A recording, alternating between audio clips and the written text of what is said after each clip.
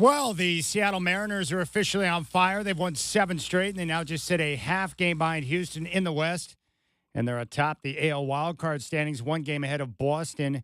The M's kick off a 9-game road trip tomorrow in Baltimore. George Kirby will be on the bump for Seattle.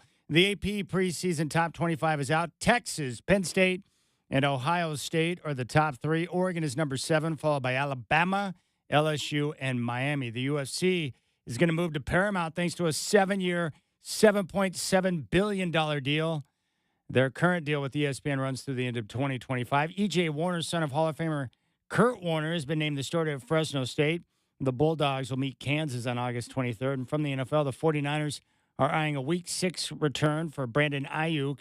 And Landon Dickerson is hoping to play in the Eagles opener on September 4th against the Cowboys after a right knee procedure. Rip City Drive with Chad Doing is coming at you right now.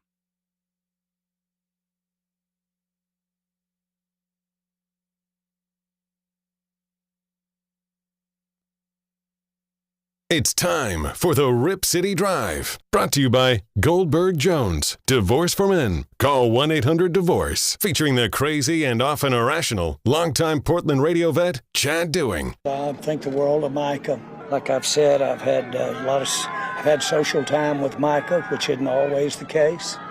But I have. He's one of the brightest people I've ever been around, and he's very, very talented.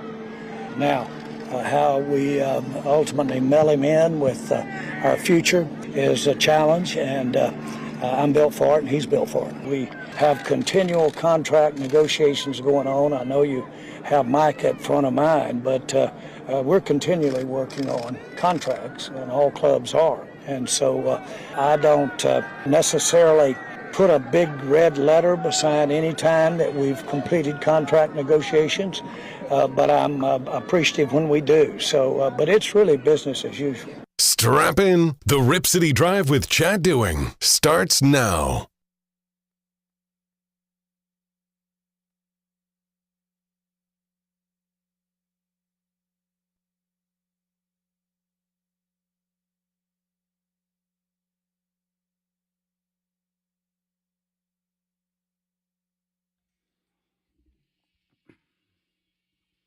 All right, just warning everyone, I don't know how this show is going to go. As you all know, it's hotter than the surface of the sun right now outside, like 100 degrees. And like usual, the building thermostat, whether it's cold outside or hot outside or whatever, it's always jacked up in here inside the building. Look, I don't know why, and I don't even care. I just know that right now I can feel beads of sweat forming on my back, in my crack, and I feel like I'm going to have swamp ass here in about an hour. So anyways, I realize it's probably TMI, but I'm just letting you know that I am suffering along with Brendan inside the studio today for you. And by the way, why can't they figure out the thermostat? Why are buildings always struggling with this? I don't understand. Is it like it is with my parents? They fight over the temperature all the time? Is there someone inside of this building, like a husband and wife, fighting over the thermostat, and someone's got it cranked up right now? Oh, my goodness, it is warm in here. But, man, I'm happy. A lot of great things to talk about today. I just got this message from Scotty Bethune. Damn, son, nice round. Yes, I watch scores on the Gin app. Well, I appreciate that, Scotty. I'm not going to lie. Today was my best round of the season thus far. I shot a 1/73, and I holed out for an eagle on number 15 from about 89 yards out. It's one of those shots where you hit it and you're like, oh, I think that looks pretty good. And then it hits the green and rolls directly at the pin, and it dropped right in. I did some hip thrusts and nearly caused damage to my body. It was awesome. So I'm loving that. It took about 70 rounds, but the last 11 rounds have been my best. So I am in a heater right now. And I'm feeling it. And I'll tell you what, man, when it's warm outside, the one good thing about it being hotter than the surface of the sun, the compression on the golf ball and the extra roll you get, man, it is nice. So we'll get into that. 11 straight rounds of goodness. And I just want to continue this. It takes so long to get into a groove to where you're like, okay, I've got this discipline down. And now it's like some type of relationship where you're like, okay, what's going to go wrong next? And you're just sitting and waiting for something to go sideways, and you'll be like, what's going on? Why is this happening to me? Oh, my goodness. You golfers understand. Sometimes the internal voice, the conversation that you're having with yourself, not always positive, not always uplifting. But today was one of those days where I was in cruise control, and I love those days. Not thinking about the swing, just enjoying the day, focused on taking the next step and moving on to the next shot. There you have it. It was great. It's wonderful outside right now. Love this weather. I just can't believe the summertime is it's winding down. We're almost in mid-August. I'm almost 50 years old, if you can believe that. All right, you can reach out to me a couple of different ways. You can do it on social, at Chad and Rip City on X. You can also watch the show and listen via YouTube. Just go to youtube.com, Rip City Radio 620. Pull up our page. You can like and subscribe and follow all of our live shows right there. And you can see what it looks like inside of our fabulous studio. Or you can always podcast and listen live via our free iHeartRadio app. Coming up on the show today, we'll talk with Joel Gunderson and focus in on the Ducks coming up at 3:20. And then at 4:20, we're going to head down to the Bay Area, and we'll be joined by Evan Giddings. I want to talk to him about the 49ers coming off the preseason game against the Broncos. And then from there, we'll take a look around the NFL. But that's what's coming up on the show today. I've got a lot of NFL thoughts coming out of the first full weekend of preseason action, namely with the quarterbacks. Also, Sean Payton, he might need to dial it back after that very putrid performance from the Broncos starters. And Bo Nix played, and he played quite a bit. And not the best showing for a coach who's talking about his quarterback being top 4, top 5 in the NFL in the next year or two, and a defense that's supposed to be the best in the NFL, not looking like the best in the NFL. Now, again, I don't overreact to fake football. Like some poor guy just nailed a 70-yard field goal over the weekend. 70 yards. He nailed it. And guess what? It doesn't mean anything. It won't even go down in the record books because it came in preseason. I just can't believe a guy hit a 70-yarder. You got to understand, when I was growing up, there was like one guy in the league, Morton Anderson, who could regularly hit 50-yard field goals. Everybody else that would line up for a 50-yarder, you knew it was dicey. It was a dicey proposition. Let's roll the dice and see if this goes through. And normally it didn't. But the game has changed. The technology has changed. And these kickers are freaks, man. 70 yards. Can you imagine lining up for just a moment on the opposing team's 40-yard line? What are you guys doing? Oh, we're going to kick a field goal. Yeah, good luck with that. 70 yards? You're not even in plus territory, and you're lining up for a 70-yarder. And he nailed it with room to spare. He probably could have nailed it from 75. But it doesn't matter because it happened in preseason football. So I'm not going to overreact to anything that happens in preseason. But I do like to, look at some of the play, see what type of patterns are being developed, and then go from there. That's really what it's all about. And namely, what I was focused on this weekend was the young quarterback play around the league. The young quarterbacks, how they produce, how they do, how they look. And that starts with what we saw on Friday with the Browns and the Panthers. How about Shedeur Sanders? His NFL debut, 4th on the depth chart, and he goes out there and crushes his first chance at quarterback for the Browns. And he played a number of plays. He was 14 of 23, had 138 yards, 2 touchdowns, no turnovers, only sacked twice, and had a quarterback rating of nearly 107. And he was pretty much exactly what I thought he would be. As you know, I'm a big fan of Shedeur. Love watching him play at Colorado.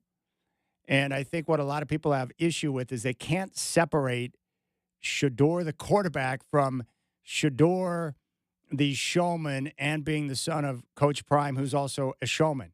There's a lot of people that are turned off by their style. And I like him.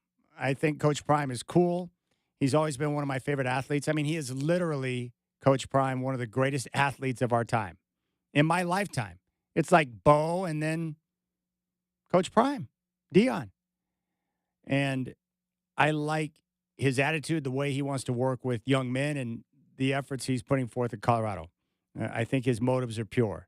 And with Shedeur, he's just a young guy with a lot of money and a lot of ability and he comes from an NFL-rich family, and his dad's Deion Sanders. I don't know about you, for you other dudes out there, but if I were his age and had that type of scratch and my dad was Coach Prime, I might be possibly a little arrogant. Maybe. If I was that talented, that rich, that good looking, and that cool, I might be a little arrogant. And I might let people know about it from time to time. I'm just saying. I would be the same way. I would be an idiot. But the good thing about Sanders, coming from the family he does, what the dad he has, is he's going to learn from some of those missteps. I truly believe that. And we saw with that performance. He looked like the quarterback that I thought he would look like. He looked very comfortable out there. He was making good decisions. He's accurate with the football. He can move around a little bit. But most importantly, the operation looked smooth. He didn't look like the moment was too big for him.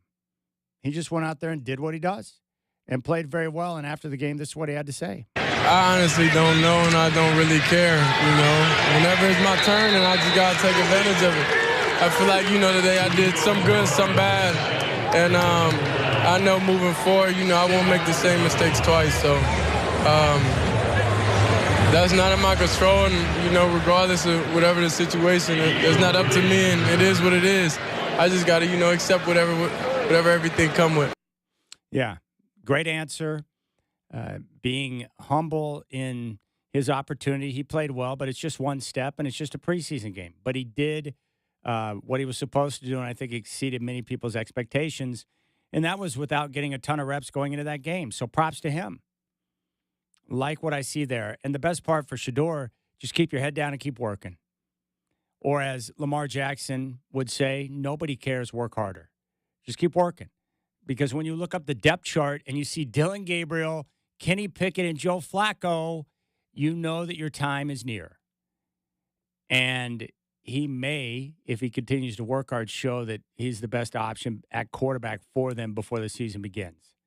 Now, Joe Flacco's probably going to get the job because he's played like 20 more years of NFL football than Shedeur, but Shedeur will play and start this year.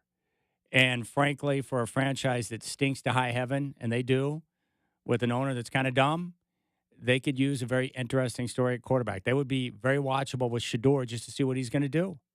So keep your head down, keep working, and talk less. That's probably a good advice for just about every athlete out there. Talk less, work harder. The more guys talk, the more you know they're about to fall flat on their face. It's one of my old sayings. Anytime you hear a guy that says, hey, watch this, you know something bad's about to happen. Just keep your mouth shut and work hard. That's all.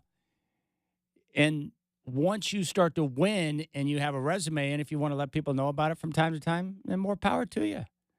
But just continue to work harder. The other guy that stood out, the Giants were very excited about drafting Jackson Dart. I had a chance to see him live in college. I liked him. I didn't know what type of NFL quarterback he would be. But in his debut with the Giants, 154 yards on 12 of 19 passing, 1 touchdown and no picks. And Brian Daboll sounded very giddy about his quarterback after the game. About what I thought he would do. Efficient, effective, aggressive, confident in the pocket. Some stuff we can work on, but he's doing good. He does it in practice. I think I was asked a question from, Pat, holding on to the ball. And look, there's things he can be better at. But we missed some opportunities on third down, some drops that would even been better for him and for us. But he's a confident young player. He's improved since he's been here. Still got a long way to go. But I enjoy working with him. I like his demeanor on the sideline. Sees the game well. Again, not that we're getting, we got a couple blitzes and things like that. But I'm glad he's here. Yeah, there you go. That's Brian Daboll. Very happy about his QB being in-house and getting a chance to work. We got a lot more on the NFL. We'll hear from a very bitter Sean Payton. And attention to all employees for the Broncos. Whether you're a player, a coach, or in the front office, or a staffer, you might be getting fired this week. Sean Payton was very unhappy about a lot of different things. Apparently, he's got a list of like 14 things that had nothing to do with the game that he was very pissed about. That's not my words. That's his. So steer clear of Sean Payton. And Payton, speaking of talking less and doing more, he might want to just back off his mouth a little bit. Just come on. I know you're arrogant and you want to let everyone know about it, but just shut up. Close your pie hole, Sean, please. Stop jinxing my team, okay? All right, we'll come back, and when we do, we'll focus in on the Ducks with Joel Gunderson. I appreciate your time on this sizzling Monday. You got your home of the Blazers, 620, Rip City Radio.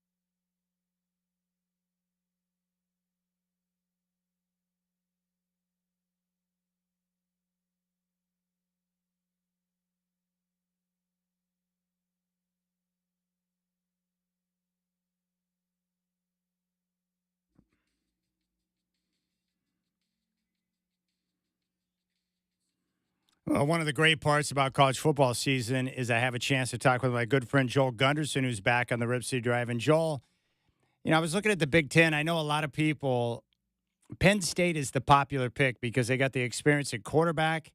They've probably got the best offensive line in the country, and they've got a lot of experience back. But I'm not buying it. You know why? Because the next big game James Franklin wins will be his first. What do you think about Penn State being right there at the top with all eyes on them? Well, first of all, hello, my friend. How are you? I'm so well. It's great to hear from you. How's the family? Everybody's doing great. Just trying to get through these next couple of days of heat and get back to normal life. But, no, I agree. I mean, I do like the pick of Penn State. I think it's probably smart when you really factor in everything that Ohio State lost, some of the key starters that Oregon lost. And I think James Franklin it might be one of the more polarizing coaches in the country when you factor in the success he's had, not only at Penn State, but what got him the job, his run at Vanderbilt. And I think it's a little unfair to say that, the next big game he wins will be his first, in the sense that, it's true. I mean, his track record against Ohio State and Michigan, teams like that, is not great. But his teams are always there. And I think what you're seeing this year in this stage of college football, when you have a team that returns everybody like they're doing, that automatically puts you up at the top because of the amount of attrition that happens around the country. So is all the pressure in the world on him? Absolutely. And if you're a Penn State fan, you're not necessarily looking forward to this season because there's so much pressure with everybody back, and they have to do it. The time is now. But I don't think it's out of the question to put them at the top. And I think Franklin is a very good coach. And if he wants to sully that reputation or eradicate that reputation that he has, now is the time. Of course, they have to go to Ohio State this year. That's the big one. But even if they come up short in that one, as we've seen in these playoffs, teams can lose a game or two, but if you get hot at the right time, it doesn't matter. And I think Penn State is a team that I absolutely have circled as one of the 2 or 3 that could win it all. Joel, I'm really excited to see Will Stein get a chance to work with Dante Moore, who is a different type of athlete at the quarterback position than what we saw with Dylan Gabriel or even Bo Nix. What are your expectations for Moore this year? Well, I think it's not only Will Stein working with a quarterback that really has an arm to push the ball down the field, but one of the big things that I'm looking forward to is new wide receiver coach Ross Douglas as well, because Junior Adams was a fantastic coach, and it was hard to lose him to the Cowboys. But one of the things that Adams did was he really stuck to a tight rotation, and especially the last couple of years when he had a senior-laden roster on the receiving floor, it's going to be the opposite this year. They are so young, but so talented. So when you factor in a quarterback in Moore that, quite frankly, has probably the best arm talent that Oregon's ever had at quarterback, him and Justin Herbert are 1 and 1A when you're talking strictly arm talent. And you factor that in with this young group of wide receivers that has a new coach, and everybody has a chance to make a first impression. And, I think early in the season, Oregon's going to be very run-dominant, run-heavy as they're trying to establish that offensive line, that new-look offensive line. But you're going to start to see it being peppered throughout the season and a little bit more as we get into the second half where, when you have a guy like Dante with that arm and the talent they do out wide, you have to push the ball down the field. And that's one thing that Lanning said on Saturday is even though the defense, kind of dominated the scrimmage and kept those explosive plays at bay for the offense, they have been there throughout fall camp, and they were there during spring ball. So I think you're going to see a more dominant run effort at the beginning of the year. But when they do throw the ball, you're going to definitely see more of a downfield passing attack than we have the last couple of years because, quite frankly, as good as Dylan Gabriel was, he didn't have the arm talent to push the ball down consistently like they wanted, not even compared to Bo Nix. And then when you compare those two to Dante, it's really not close in terms of his ability to push it. So I think it's going to be a slow start from that sense, but by the time they hit game 6, 7, 8, you're really going to start to see what he can do. Joel, the last 2 experts I've talked to, their biggest concern for the Ducks going into the season was the youth at receiver without Stewart being in the mix with the injury. Is that your biggest concern, the receiving core, or if not, what is it? It's not, and it's not for this one reason. And you go back to Oregon's history of bringing in really talented wide receivers, and the track record for them panning out is not great. And, we're starting to see that now with Jurion Dickey, where that one's probably not going to pan out. But one of the things that really strikes me as different about when you talk about a guy like DeCorian Moore is not only does he have the accolades coming out of high school and the skill set, but he seems to have that alpha attitude of, I'm the best in the room, everyone get on my shoulders, and I'm going to carry this team. And, you go back a couple years to Troy Franklin. As good as Troy Franklin was, he didn't have that mentality. He didn't have that attitude. And going back 20, 30 years, Oregon's never really had that at receiver. And by all accounts, and look, until we see it consistently during the season, you never know. But there's enough smoke there to believe that there's fire, that this kid's the real deal. And if he actually becomes what we think he is, then you factor in, guys like Jeremiah McClellan from last year and Gresham and a lot of these young guys. Wide receiver is a position where if you've got the talent and you've got the makeup for it, you can play. And it doesn't have the learning curve. To me, the difference is whether or not the offensive line gels. And when you factor in that 3 new starters are coming in and they have a combined over 90 starts between them, that's all fine and dandy. Offensive line takes time, and they have to play together. And we saw that last year in the opener against Idaho, just how ugly that was when they had to shuffle the line the last week of camp because of injuries, and those guys didn't have a chance to gel. It, to me, can by week 5, when they go to Penn State, does that offensive line look like they did at week 5 last year? And if that's the case, then I think the sky's the limit for this offense. But that, to me, is a bigger question than the wide receivers. The wide receivers are going to be fine. They're talented enough. Once they get out and start playing against lesser competition, you're really going to see just how talented they are. But if that line can gel, things will be fine. But if they don't, it's going to be tricky because you're looking at then probably 2, maybe even 3 losses. And at that point, you start to get real dicey on where the season goes. We're talking with Joel Gunderson here on the Rip City Drive. I think Dan Lanning, we're starting to see the real evidence of the work that he's put in bringing talent into the program. Because look at them now, Joel.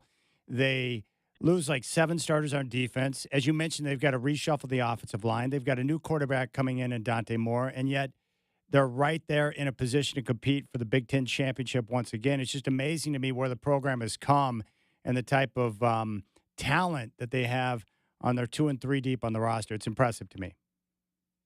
Well, I mean, look no further. You talked about the defense. When you lose 3 linemen to the NFL, and the thought internally and kind of starting to seep out is that the guys behind them are even better. And then look at the secondary. I mean, look, if you want a shining example of what Lanning has done to this roster, there's not a defensive back under 6 foot, and all of them are plus length with arm. When you talk about arm length compared to body size, I mean, this is a long, fast, nasty secondary, and a lot of the reports coming out of Saturday in the camp was the reason the defense dominated was because that secondary shut everybody down.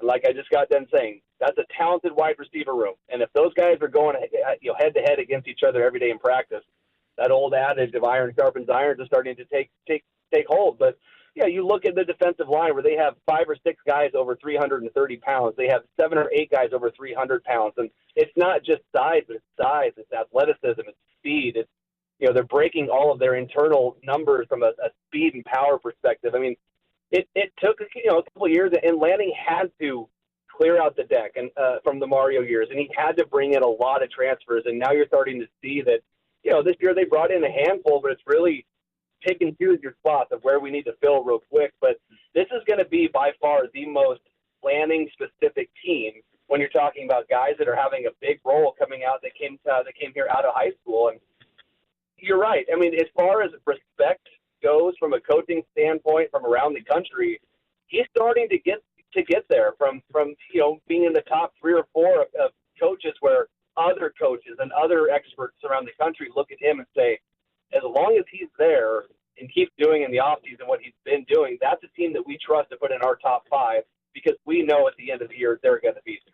Hey, Joel, outside of Oregon, what's the one storyline that you're excited to watch to see how it plays out? Would it be like Arch Manning at Texas or Sam Levitt at Arizona State? What other storyline are you watching that interests you across the country? I say this now, 2 weeks before the season starts, and we'll probably all be sick and tired of it by week 2 or 3. But to me, it is Texas because as much as it's Arch, it's Sarkisian because he is, he's carried that mantra. He kind of has that James Franklin label a little bit of he's been really good. Obviously, he knows how to coach, but they've never really, been been able to get over that hump.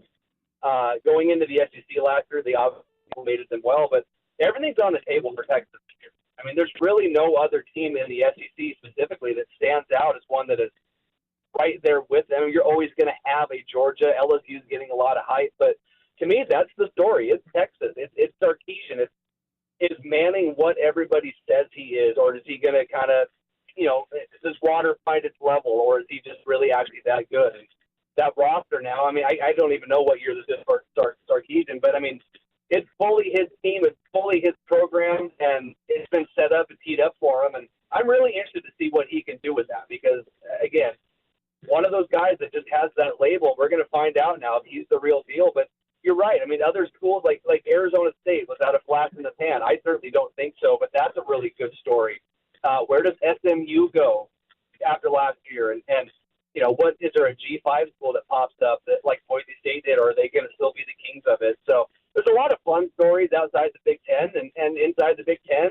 You've got Ohio State that might be coming back down to earth a little bit with the amount that they've lost. And, that's certainly a wide open race inside the Big Ten as well. So there's a lot of fun things to go just outside of Oregon. And that's the beauty of college football every year. The 3 or 4 that I just named, there will be one that pops up that we haven't even, it's not even on our radar, that by week 5, that's the big story, and that's the exciting part. Yeah, who's going to be the next Indiana? We're talking with Joel Gunderson. Final question for you. The schedule on paper would appear to shape up nicely. They've got the game at Penn State, and then they've got that 50-50 game that could be tough at Iowa. But, I mean, what are you looking at for the Ducks? Maybe a one-loss season? Well, here's the deal, and we talked about the offensive line and stuff, but at the end of the day, let's say the offensive line gels, and let's say the receivers are what I think they will.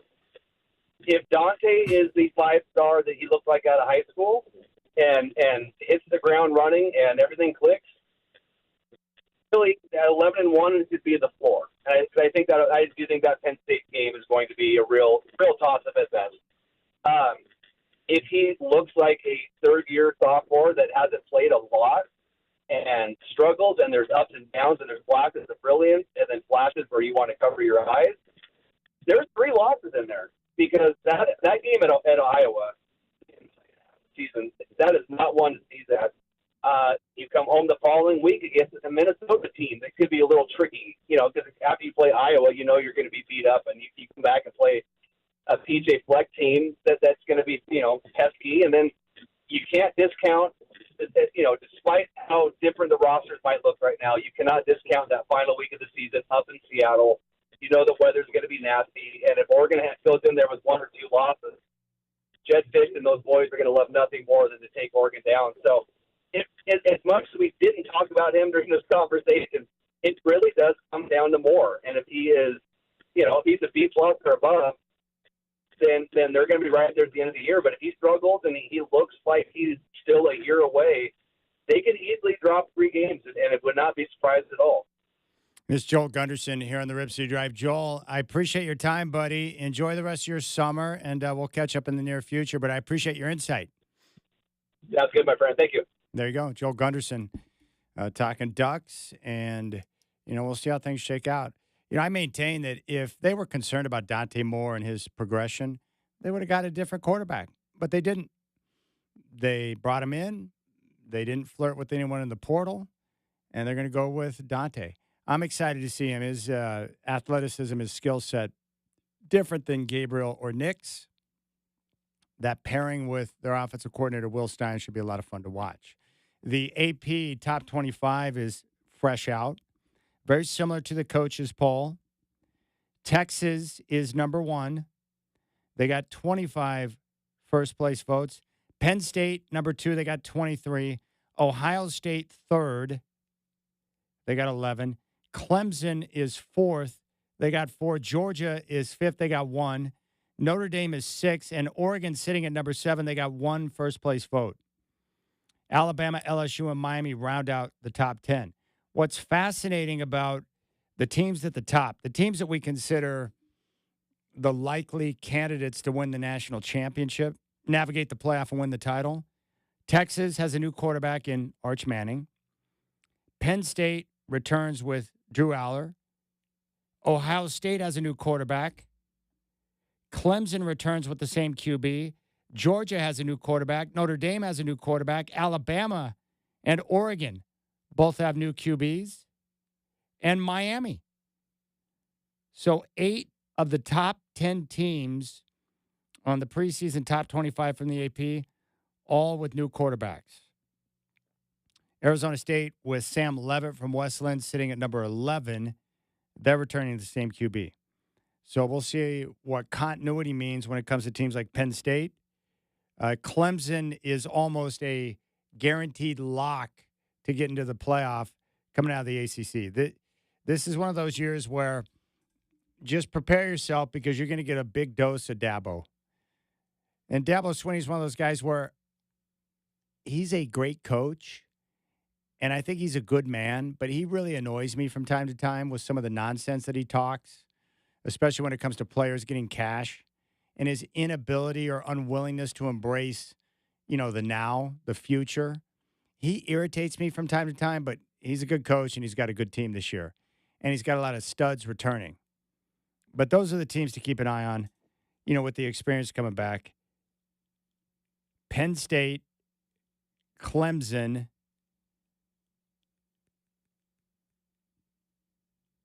and there you have it, LSU.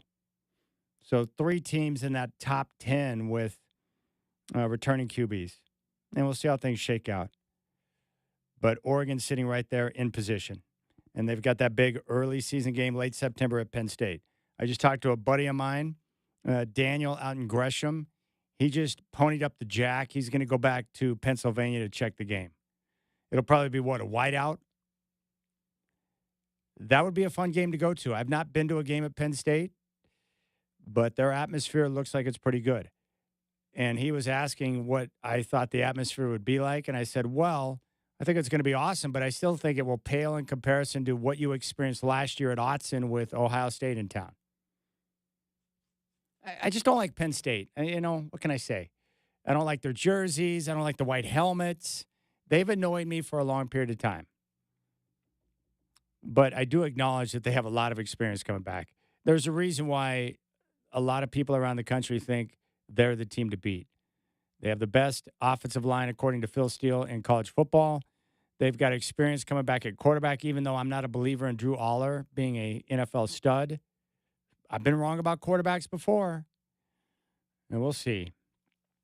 All right, we'll keep things rolling here on the Rip City Drive. Yeah, the preseason injuries, the absolute worst. I mean, just the worst. And the Chargers were snake bitten at the end of last week, losing their left tackle, who might be the best left tackle in football. But this situation provides evidence of Jim Harbaugh's genius as a head coach. He knows what he's doing. Like, Jim Harbaugh is a weird dude, but I like him a lot, and I think he's a great coach. And I think this situation proves why he knows what he's doing. So I'll explain that when we come back. And then at 4:20, we're going to head down to San Francisco and talk with Evan Giddings. And we'll focus in on the 49ers.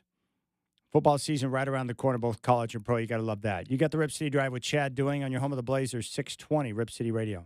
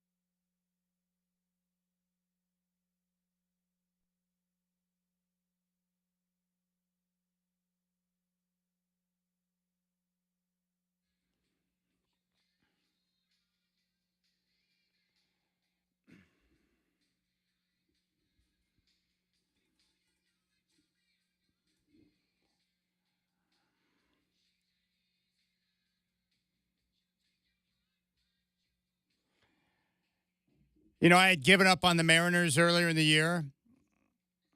And my point was very simple. It's like, as a sports fan, I don't know why there's always pressure on us to where somehow, some way, we can't leave our team behind. That somehow you're lesser of a man if you say, you know what, I'm not going to put up with this nonsense anymore. If the front office and ownership's not going to do anything to put the team in a position to win, why should I have to sit around and continue to cheer them on and spend money on tickets to go to games if they're going to suck every year? Like, it's never made sense to me. It's okay to boycott your team, even if you grew up with them. It doesn't matter if you've lived your entire life in the same state where the team plays. You are allowed to be upset and say, you know what, enough is enough. So I was just like, Mariner fans, man, just don't watch. You don't have to go to the games and put yourself through that type of misery. But then the front office went out and got aggressive. And they got Suarez back. They've got plenty of arms, and now the team is on fire. And the best part is they're good enough to win a World Series.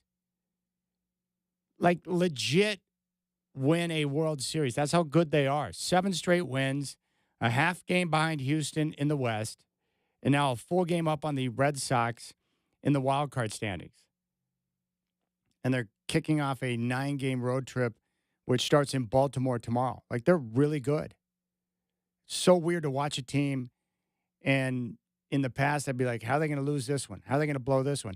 How are they not going to get run support for a good pitching effort? Well, now when they play, I'm like, someone's going to come up with a big hit. They're going to get a quality pitching outing, and they're going to play good defense. They've got all the elements you need to be really good. So it's pretty fun to watch. I can't believe it. 7 straight wins. They're on fire. They're like 3 games behind the first-place team in the AL, and they're right on the Astros' heels, and they're playing good baseball. This road trip should tell us everything we need to know. 3 against Baltimore, and then they have a combination of 3 against the Mets and the Phillies. But the Mariners are legit. It's pretty wild. Preseason injuries, they suck. I hate them. And I hate seeing great players go down before the games even matter. And it happens in preseason games. And I would really think twice about playing a starter in a preseason game. I cannot believe that Sean Payton rolled out Bo Nix and company for like more than a quarter in the first preseason game against San Francisco. But I would have a hard time playing starters because I don't want to lose key guys before the games begin. Well, the Chargers had a brutal injury at the end of last week. Rashawn Slater, their left tackle, probably the best left tackle in the game. He tore his patella tendon. So not only do they lose him for the season, but now one of their best players who they just signed to a massive extension, now you got to wonder if he's ever going to be the same player coming off that injury. You know, the patella, from my understanding, is a little more tricky than even the ACL. But Jim Harbaugh is the coach that you want when you're trying to manage disaster. And I know this from, working with guys, especially during my time down in San Francisco, working with Lo Neal, being around guys who had been in NFL front offices. What you realize is that injuries like this are devastating, like really devastating, because you have all of these players and front office personnel and coaches who are all pulling in the same direction. They're focused on a common goal. They're trying to win, and they want to go out there and get things done. And then when a player like that goes down, no matter how you try to spin it, everyone knows what it means. When it happens on the practice field, it's silence. You can hear a pin drop because everyone knows, like, that player's, we can't replace that guy. There's no Rashawn Slater on the bench who can step in and get the job done, right? Like, that guy's not available. And the drop-off on the bench from left tackle starter to whoever's backing up, maybe it's a swing tackle or a young tackle you've got to play the left side if there's an injury, not even close to a premium left tackle like Rashawn Slater.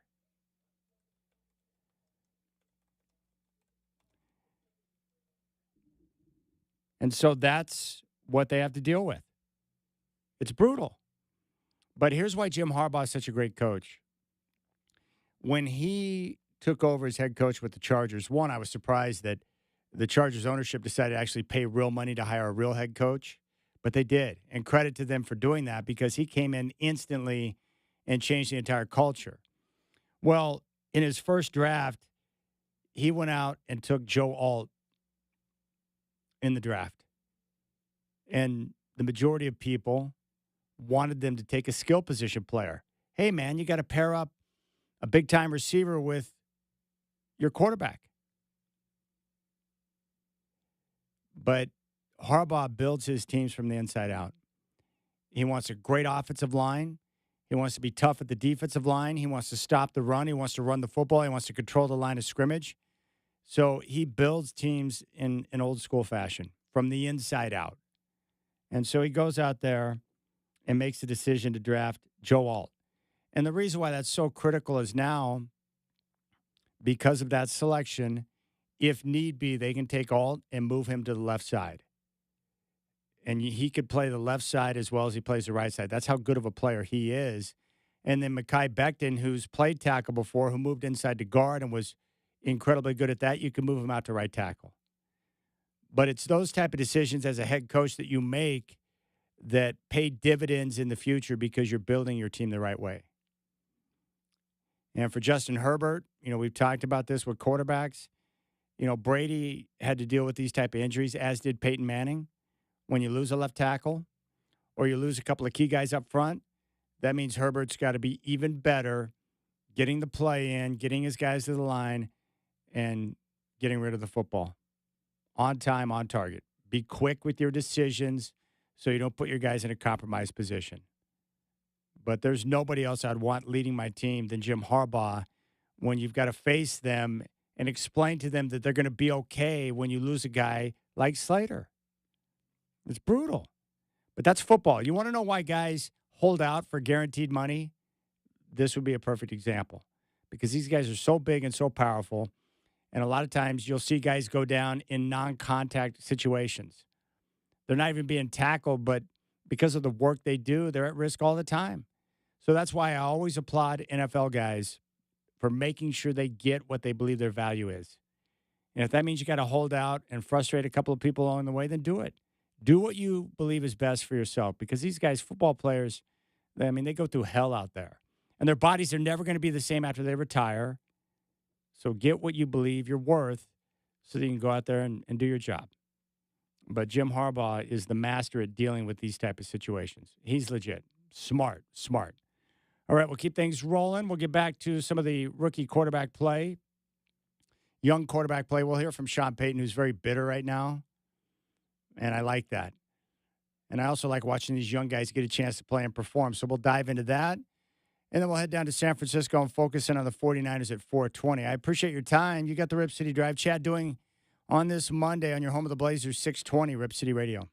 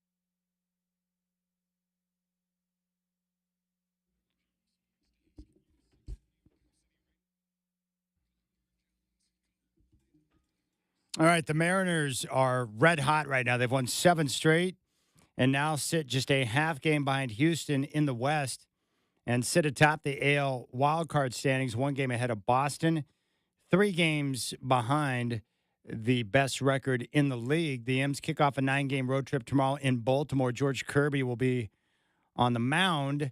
The AP Top 25 is out. Preseason rankings has Texas number 1, Penn State at 2, and Ohio State at 3. Oregon checks in at number 7. They receive 1 first-place vote, followed by Alabama, LSU, and Miami. The UFC is going to move over to Paramount thanks to a 7-year, $7.7 billion deal. Their current deal with ESPN will run through this year. E.J. Warner, son of Kurt Warner, has been named the starter of Fresno State. They'll take on Kansas on August 23rd. The 49ers are eyeing a Week 6 return for Brandon Ayuk. We'll head to San Francisco with Evan Giddings at 4:20.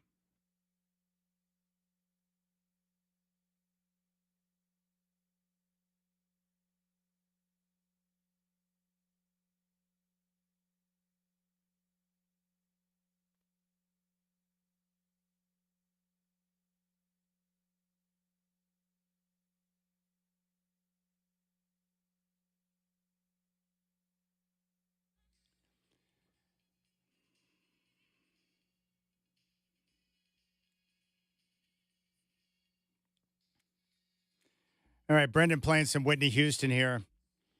My dad asked me a couple of days ago, who do you think the best female vocalist of all time is? And my answer was, without hesitation, I said Karen Carpenter, no question. And he said, well, it could be Whitney, but I'm going with Celine Dion. That's what my dad told me. My dad's got music takes. I had no idea. But he's a big fan of Celine. Speaking of music, tomorrow, I'm looking forward to this show. We've been planning it now for months. The captain, Rich Patterson, longtime radio guy here in Portland and with the Portland Trailblazers, and the principal, Curtis Long, are going to join me in studio for the entire show. And we're going to focus in on having fun and talking music, just like we do during every single Trailblazer game during the timeout. So tomorrow, Curtis Long, the principal, not like he's doing much work for the school district this time of year. I think he pretends to go into the office or something, but there's no way that guy's working. And then the Cap enjoying his summertime. So they're going to come in studio tomorrow and join me. We're going to head down to San Francisco in about 17 minutes. Evan Giddings is going to join us, and we'll talk 49ers with him. Brandon Ayuk and his return. What are the expectations based on the schedule? What do you think about the work that we saw against the Broncos in preseason? Evan Giddings coming up in 17 minutes. You can always listen live and podcast the show on our free iHeartRadio app. Join us on YouTube. Go to youtube.com. We stream all of our live shows, so you can see inside a studio. You can listen and pull up any of our old shows on our YouTube channel, Rip City Radio 620. Like and subscribe, my friends. And, of course, you can reach out to me on social media by hitting me up on X at Chad and Rip City, or you can just text me direct. My phone number is as follows, 360, that's right, I live on the other side of the river, 281-5473. 360-281-5473. Fire away with your text messages. Definitely going to talk a lot of football today. I had a chance to take in a lot of preseason action, probably more than what any one human should watch. Preseason football, for the most part, is hot garbage because the games don't matter. You can kick a 70-yard field goal and it doesn't count. It's amazing to me. But I did like what I saw from a number of these young guys. Shedeur Sanders, I thought, was terrific. I thought he looked good. He looked comfortable, and the moment did not look too big for him. In the Browns' victory over the Panthers, 14 of 23, 138 yards, 2 touchdowns, and no picks. And if I'm Shedeur, I just keep my head down, keep my mouth shut, and keep working. Because I look up the depth chart, and I see Dylan Gabriel, Kenny Pickett, and Joe Flacco. One guy who's older than the dirt, one guy who can't play, and the other guy who's already hurt and hasn't played at all in Gabriel. Just keep doing what you're doing. You're going to get a chance to start. And that's going to be a fun story to watch. But I respect the way Shedeur plays. You watch him long enough at Colorado, you know what he can do. He can move a little bit. He's tough, and he's accurate with the football. And he was all of those things in the game on Friday against Carolina. The most important thing for Shador is to make sure that his operation is top notch. Understanding of the playbook, understanding where his guys need to be, getting rid of the football on time and not holding onto the ball. He's got to be great at the little things and just continue to work. That's what it comes down to. Put in the time, get the job done, and you can work. And he was asked about opportunity, being fourth on the depth chart, how he played in that game on Friday. Here's what he had to say. I honestly don't know, and I don't really care, Whenever it's my turn, and I just got to take advantage of it. I feel like, today I did some good, some bad. And I know moving forward, I won't make the same mistakes twice. So that's not in my control. And, regardless of whatever the situation, it's not up to me, and it is what it is. I just got to, accept whatever everything come with. Yeah, that's the right attitude, the right approach. That's it. It's very simple. And Shador's going to get a chance to play. He will start games this year, probably sooner rather than later. But I'm excited to see what he can do. And as he gets more comfortable with running an NFL offense, gets more comfortable with the terminology, he's going to be just fine. Oh, by the way, let me talk about the Colts for a moment. If you're a Colts fan, you may want to end it right now. Find the nearest bridge. There's no reason to watch your team. It is a disaster. How a team that once had Peyton Manning and Andrew Luck can roll out their quarterback situation is beyond my understanding. Anthony Richardson is already hurt again after one preseason game, and Daniel Jones sucks. Like some of these guys that we saw in the preseason, they're exactly who we thought they were. They are who we thought they were. Daniel Jones is not a good quarterback. Jones didn't even complete 50% of his passes, and Richardson's already hurt. The Colts are a hot mess, like a grease fire, like a disaster. I can tell you right now, without question, they're going to be brutal. You cannot roll into a season with Anthony Richardson and Daniel Jones as your quarterbacks and be taken seriously. How many times do we have to say it? Quarterback play in the NFL is everything. And when Richardson and Jones are your two QBs, you're done, man. We done. And I've talked to pros before. Lo Neal told me about a couple of guys. He said, when that guy stepped in the huddle, we knew we were done. Just being real with you, we knew we were done. I think he was referring to Achilles Smith when he was playing with the Cincinnati Bengals. He's like, yep, he stepped in the huddle. We saw the look in his eyes. We're like, well, we done today. That's got to be a crappy feeling, man. And if you play for the Colts right now, you're like, we done. Anthony Richardson and Daniel Jones, no thank you. Like, that just stinks to high heaven, like old, like salmon, Chinook salmon that's been sitting out in the sun. Yicky. It's icky. Yeah. All right, so they're brutal. I did like the way that Jackson Dart looked. 12 and 19, 154 yards, 1 touchdown, no picks. Russell Wilson was, Russell Wilson. But Dart, he may have a chance like Shador. He may have a chance if he looks up at his depth chart and he's like, wait, I got Russ, Jameis, who turns it over, and Tommy DeVito. Jackson Dart's got to be like, yeah, just a matter of time. But Brian Daboll happy with the operation from Jackson. About what I thought he would do. Efficient, effective, aggressive, confident in the pocket. Some stuff we can work on, but he's doing good. He does it in practice. I think I was asked a question from, Pat, holding on to the ball. And look, there's things he can be better at. But we missed some opportunities on third down, some drops that would even been better for him and for us. But he's a confident young player. He's improved since he's been here. Still got a long way to go. But I enjoy working with him. I like his demeanor on the sideline.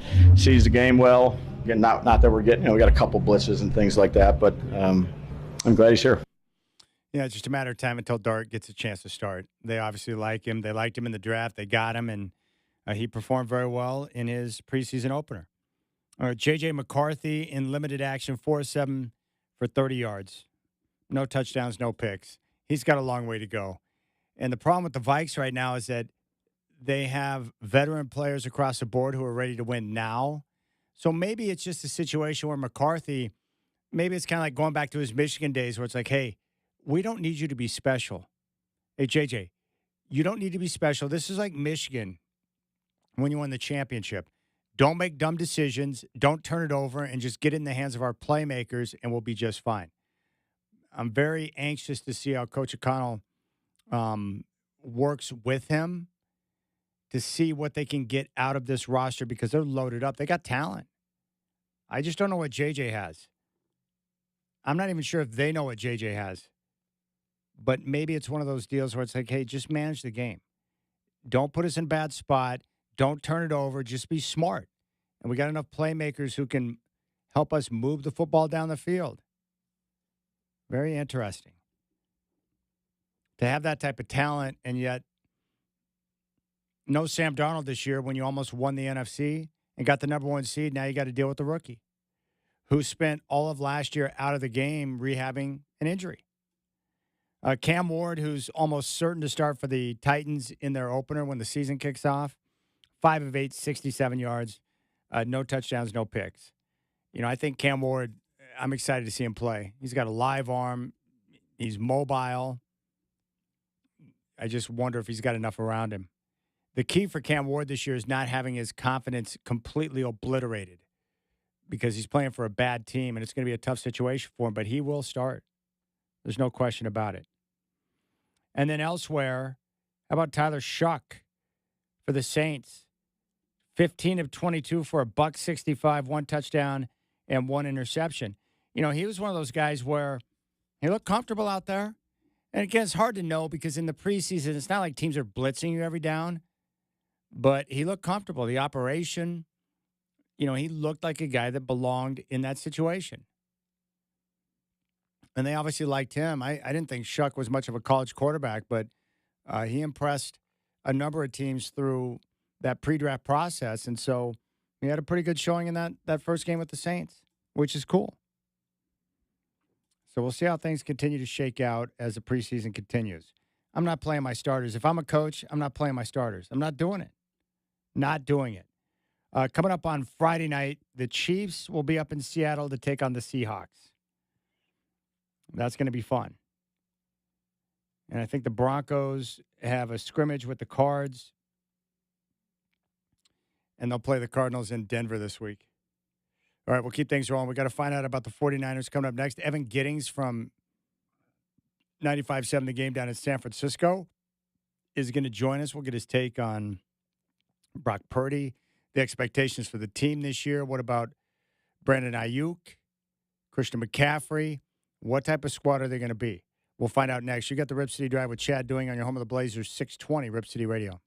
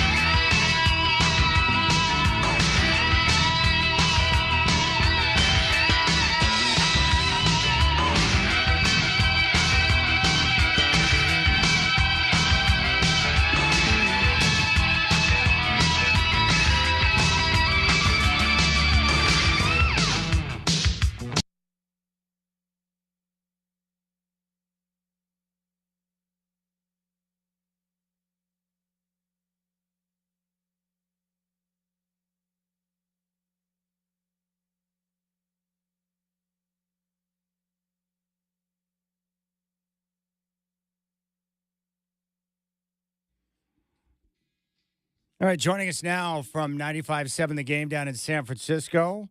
It's our good friend Evan Giddings, who is back. Evan, what's up, my brother? I'm doing awesome, Chad. How are you, man? Good to hear you. So good to hear you, man. I'm just pumped for football season. I can't wait. And our teams, the Broncos, had a chance to take on the 49ers this past weekend. But I'm looking at Mike Sando's quarterback tiers, which came out in The Athletic this week. And Brock Purdy squarely in tier number 2. He's the 14th ranked quarterback in the National Football League, according to Sando's tiers and all the people he talks to. What are the expectations for Purdy this year down in San Francisco?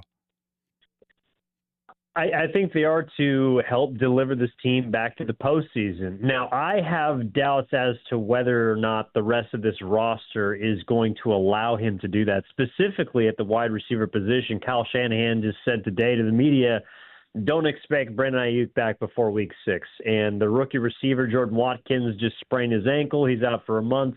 I'm looking around at this roster, Chad, and for the 49ers, I think they have the second oldest offense in football, and they have the second youngest defense in football. And so to me, trying to balance the veteran with the youthful and experience, I think it's going to be hard to thread that needle. And the thing is, it falls squarely on the shoulders of the quarterback. So when I'm watching the 49ers at practice and even in preseason, I'm looking at a team that Brock Purdy is going to have to command. And I don't know if he is, as you mentioned, a second-tier quarterback, good enough to elevate a roster that might be towards the bottom of the NFC West up to the top. And I don't know if I don't see that necessarily happening. You bring up the ultimate point with Purdy. I think the people who were against giving him big money and a lot of guaranteed money as an elite quarterback was, how would he perform once he's paid and the 49ers don't have the same type of talent around him? Like, he's got the ultimate opportunity to go out there and silence his critics with what he's got around him right now. And I'm wondering early on with the injuries at receiver, are they going to be more reliant upon the run game? How do you think Kyle Shanahan will approach it and scheme it until they start to get their playmakers back? Yeah, I think Kyle Shanahan is going to lean wholly into the run game, and Brock Purdy, make of it what you want. He's 5-15 when he has to throw the ball 30 or more times. So when the offense is geared towards moving the ball through the air, it generally does not play well for him in the 49ers. But I've yet to figure out, Chad, whether that's a Brock Purdy thing or whether that's a Kyle Shanahan thing, because this guy will put the ball in the hands of any running back possible. It could be Christian McCaffrey as a whole. It could be a three-headed monster of Tevin Coleman, Matt Breida, and Raheem Mostert. It could be anybody back there. But Kyle Shanahan loves to run the football, and I don't necessarily get the feeling that he wants his quarterback to throw up more than 30 times. So I do think the offense is going to have to be more run-heavy this season. And the biggest question that I have, even though quarterback is ultimately the most important position in football, my biggest question for the 49ers is, how much does Christian McCaffrey have left? If at 29 years of age, typically a time when running backs tend to take that first step towards the back end of their career, if not already are on the back end of their career, if he's at that point, the Niners, I think, are going to struggle offensively. But if he's got, a year, perhaps, or two of all-pro caliber football when he's at his best, I do think this Niners offense is going to hum the way that we saw it.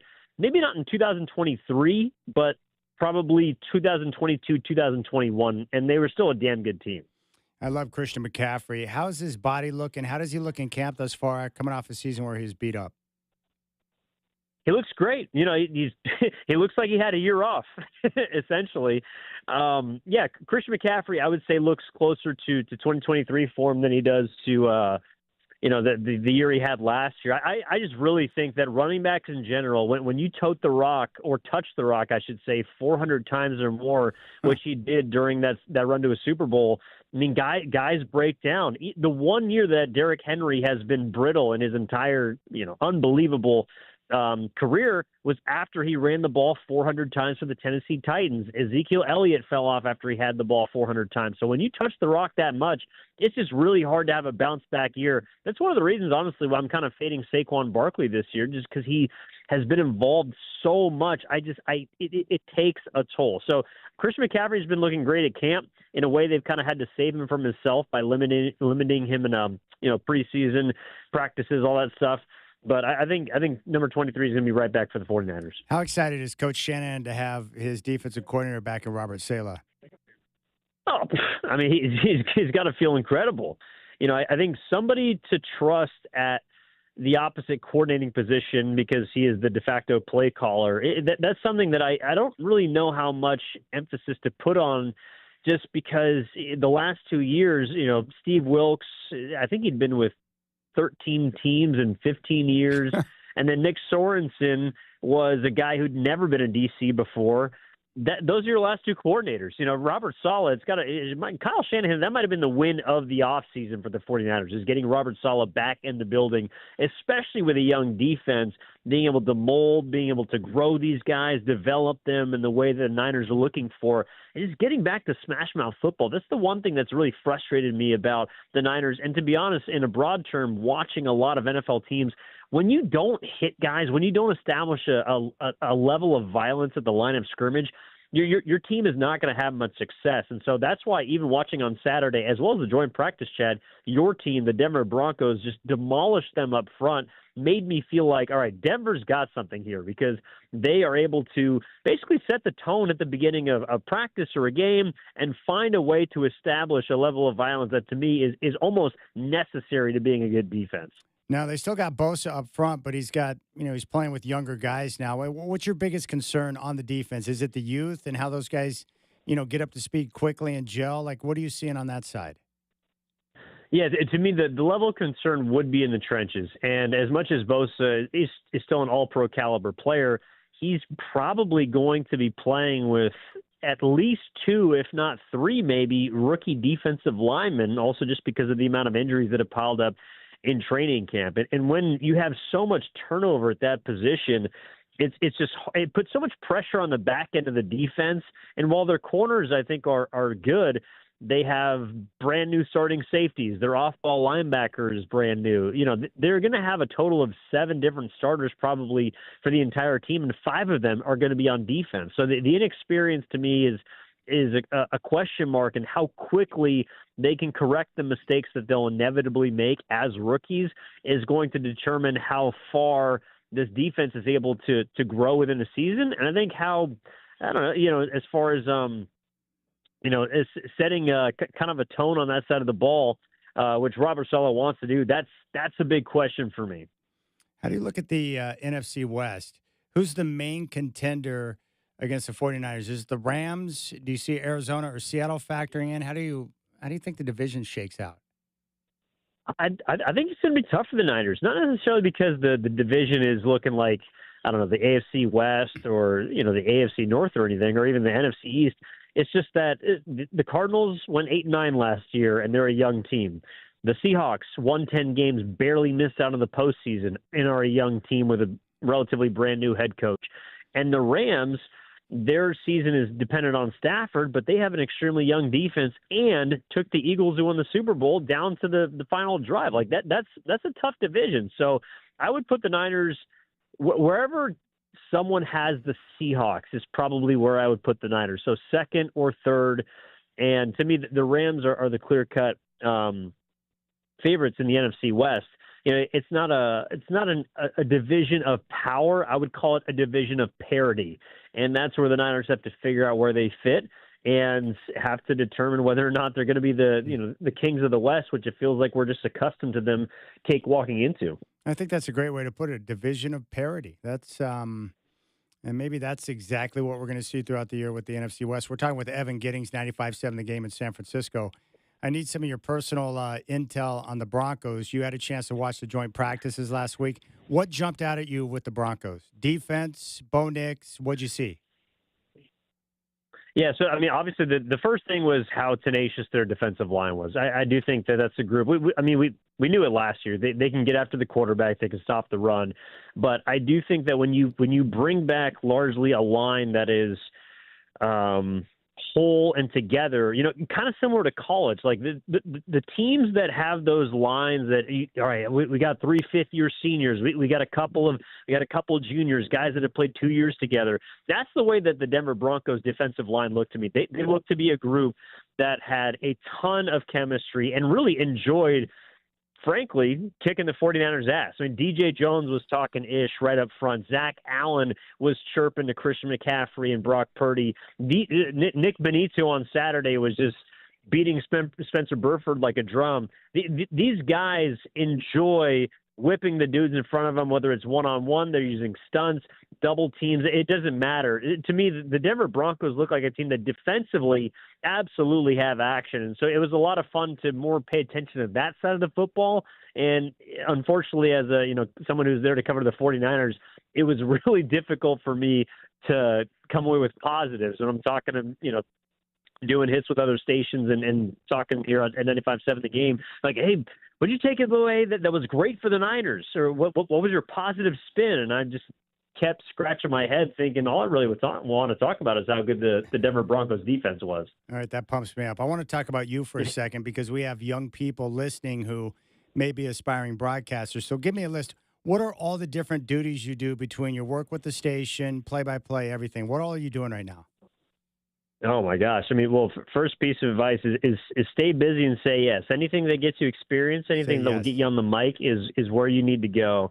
But producing during the day, if a host is out like today, I'll fill in Warriors, Niners, pre and post, and then just reaching out to schools to see kind of where my acumen for play-by-play kind of fits in. So, I remember when I was working with you, Chad, I would try and do everything possible behind the scenes. And if you guys would give me an opportunity to be on air, I would champ at the bit, I think that one thing that really helped me is access to a studio. I remember when I was in Portland, you guys would, just have open studios, and I would go in and just like a freestyle rapper with nobody around, just go in and lay 5-10 minutes down and go back and listen to it. I think the most important thing for a young broadcaster is becoming comfortable with your voice, not falling in love with your voice because you can become egotistical, but learning to like how you sound and the way that you deliver the words, which you're ultimately preparing for in the first place. So to me, being able to practice, especially in those old Rip City studios, that's really where I became comfortable with myself and allowed me to have a conversation like you, with you, like I do right now. That's great. Yeah. Say yes to everything. Do not deny any type of opportunity. That was the same approach I took. I think that's a very good one. One other thing I wanted to ask you about, I was very alarmed at the news that Greg Papa, he's a media giant down in the Bay Area, voice of the 49ers. He's done play-by-play for the Warriors, for the Raiders. He's been everywhere. He's amazing. He's dealing with cancer right now. Our good friend Guy Haberman's going to take over and fill in for him while he's out. Have you heard anything about the prognosis for the great Greg Papa and whether or not he's going to be okay?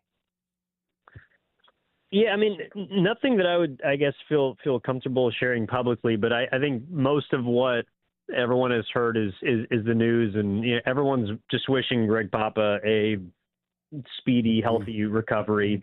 And I think everybody's rooting for him. He's not only the voice of the Niners, I think for many people, he's still the voice of the Raiders. He's called games for just about every single team in the greater Bay Area and is a legend in and of his own right. So everybody's rooting for him.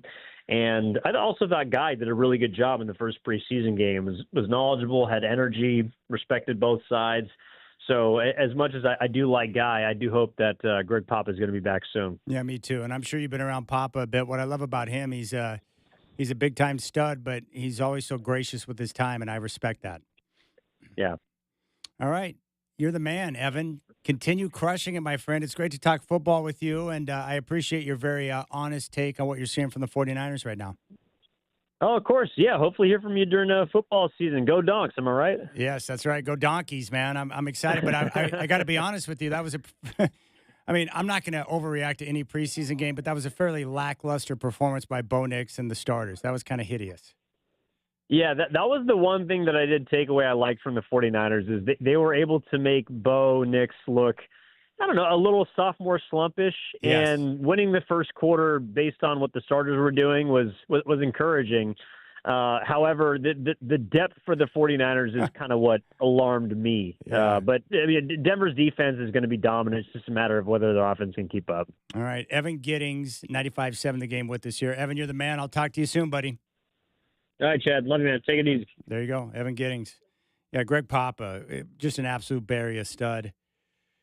And he's one of the coolest guys ever, and he's one of the best broadcasters of all time. And he announced a couple of weeks ago he's battling cancer, so he had to step out of his role with the 49ers to carry on his fight. And Guy Haberman, who is a great broadcaster and a terrific guy, is going to fill in for him while he's out. So there you have it. Big thanks to Evan Giddings, a one-time member of 620 Rip City Radio. I just got a text from the 503. Says, hey, Chad, Bo here. I love listening to your show. Just heard your greatest female singer of all time take, and I got to say, Karen Carpenter is awesome. I'm 29 years old, so I should know who she is, but my mom taught me right. Love your music taste. Thanks for making my drive home from work all the time. Great content. You got it, buddy. I appreciate that. See, I give out my phone number, and people can interact with me right away. Appreciate that, Bo. And that's very good. You can tell your mom for me that she raised you right. You got to expose your children to good music because I'm afraid that a lot of the youngsters today aren't being exposed to good music. And so my son, Isaac, oh, by the way, a little word of advice.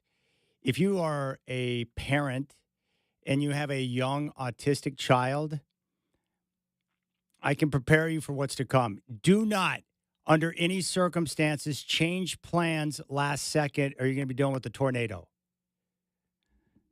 You would think after all these years I would understand that, but apparently I don't, and I had to deal with Isaac in a tornado situation on Saturday. He had hit up Grandma because he wanted to go do some grocery shopping, and my mom called me, and I said, hey, I will come by and take over for you, and then you can go about your day. And she said, no problem. Well, when I showed up, Isaac's like, why did you come? I didn't want you to come. I'm staying with Grandma. And I said, no, she's got to go. She's got other things to do. He's like, that's okay. I'm going to walk home. And he was, several miles from home. So I had to walk over to him and say, hey, son, it's okay. I'm sorry to change plans on you, but Grandma's got stuff to do. I said, I'll still let you drive, and I'll take you to every store you want, and it's going to be okay.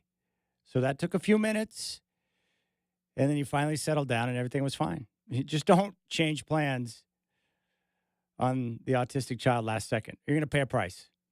I should know that, but I don't know that. But Isaac was fine after a few minutes, after he calmed down a little bit. But I love Greg Papa. And Greg, we're praying for you, and we want you to pull through, my man, because we want you behind the mic. So we can hear you say, touchdown, San Francisco. All right, 503-248-0620 is your telephone number. You can jump on board. Rylan has chimed in. Greatest female singer of all time is Amy Winehouse, no question. Are you familiar with Amy Winehouse, Brendan? Familiar, but not much more than just the name.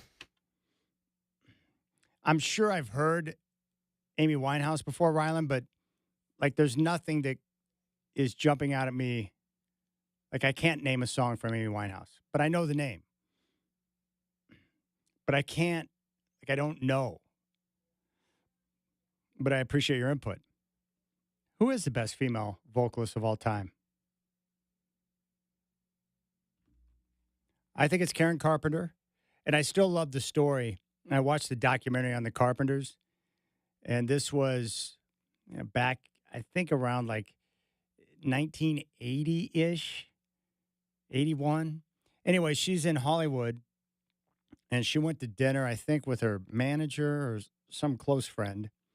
And it's some schwanky, I forgot the name of the restaurant, but it's a schwanky Hollywood restaurant where a lot of the big-time stars went.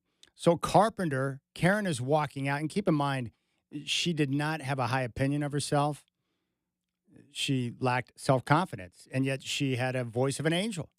So she's walking out of the restaurant once, and freaking John Lennon's walking in. And as she passes John on the walkway leading up to the doors into the restaurant, he pauses, and he's like, "My dear, I just wanted to tell you that you have the most fabulous voice." And then he just went about his evening. And according to Karen's friend, she was dumbfounded, miffed that John Lennon, the great John Lennon, would even make reference to her or her singing voice. What an incredible compliment coming from like one of the greatest songwriters of all time, the greatest songwriter of all time. And yet she had a hard time accepting the compliment because she didn't have confidence. All right, we'll keep things rolling. I can't wait. At 5:20, I'm looking forward to doing this. We will walk through together on Mike Sando's quarterback tiers. I'll read what some of the comments from the coaches and front office execs around the league have to say about some of the different quarterbacks. And I will say I gave out my top 5. 4 of my 5 were in tier 1, so I almost nailed it. But I'll tell you where I was wrong. And I'll let you know what they say about Bo Nix. So we'll walk through that at 5:20. We're going to hear from Bitter Sean Payton at 5. 503-248-0620. You can always podcast and listen live on our free iHeartRadio app. You got the Rip City Drive with Chad Doing on your home of the Blazers, 620 Rip City Radio.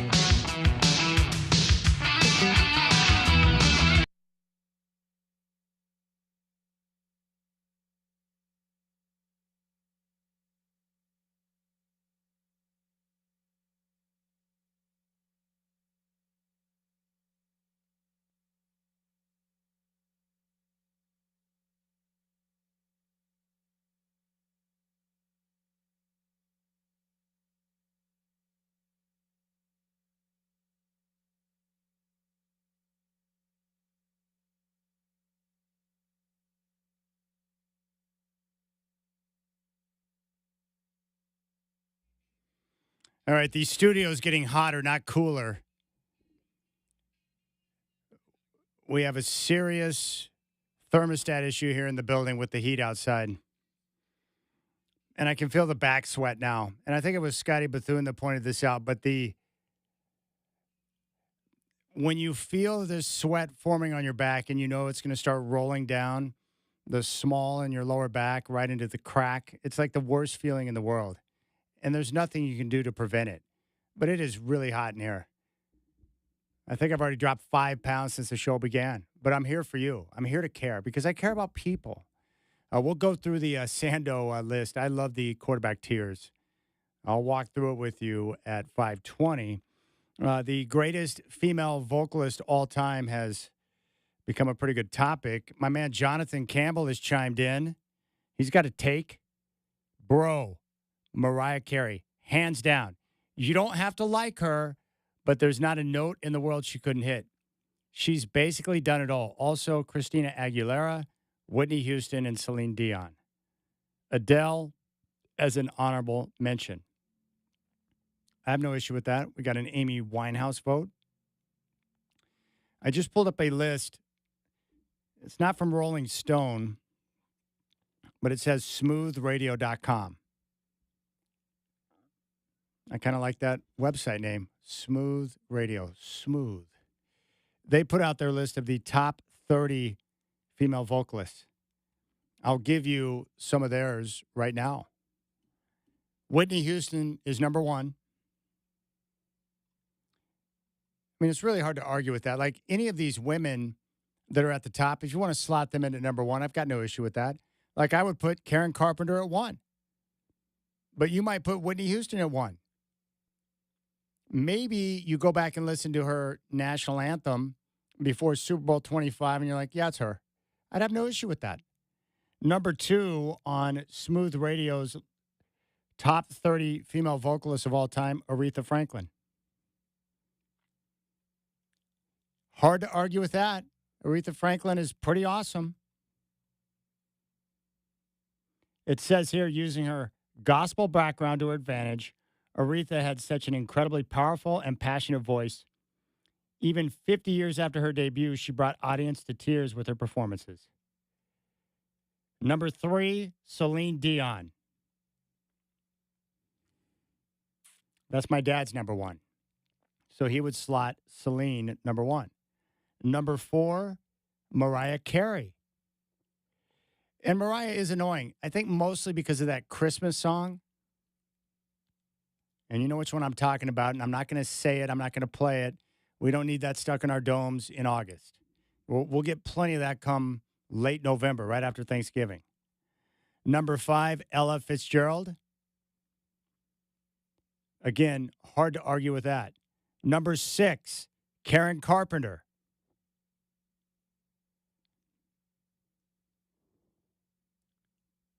Says here, while others up in the top 10 of our list are known for belting out their songs, Karen kept things simple and let her incredibly smooth and low voice bring all the emotion and feeling required.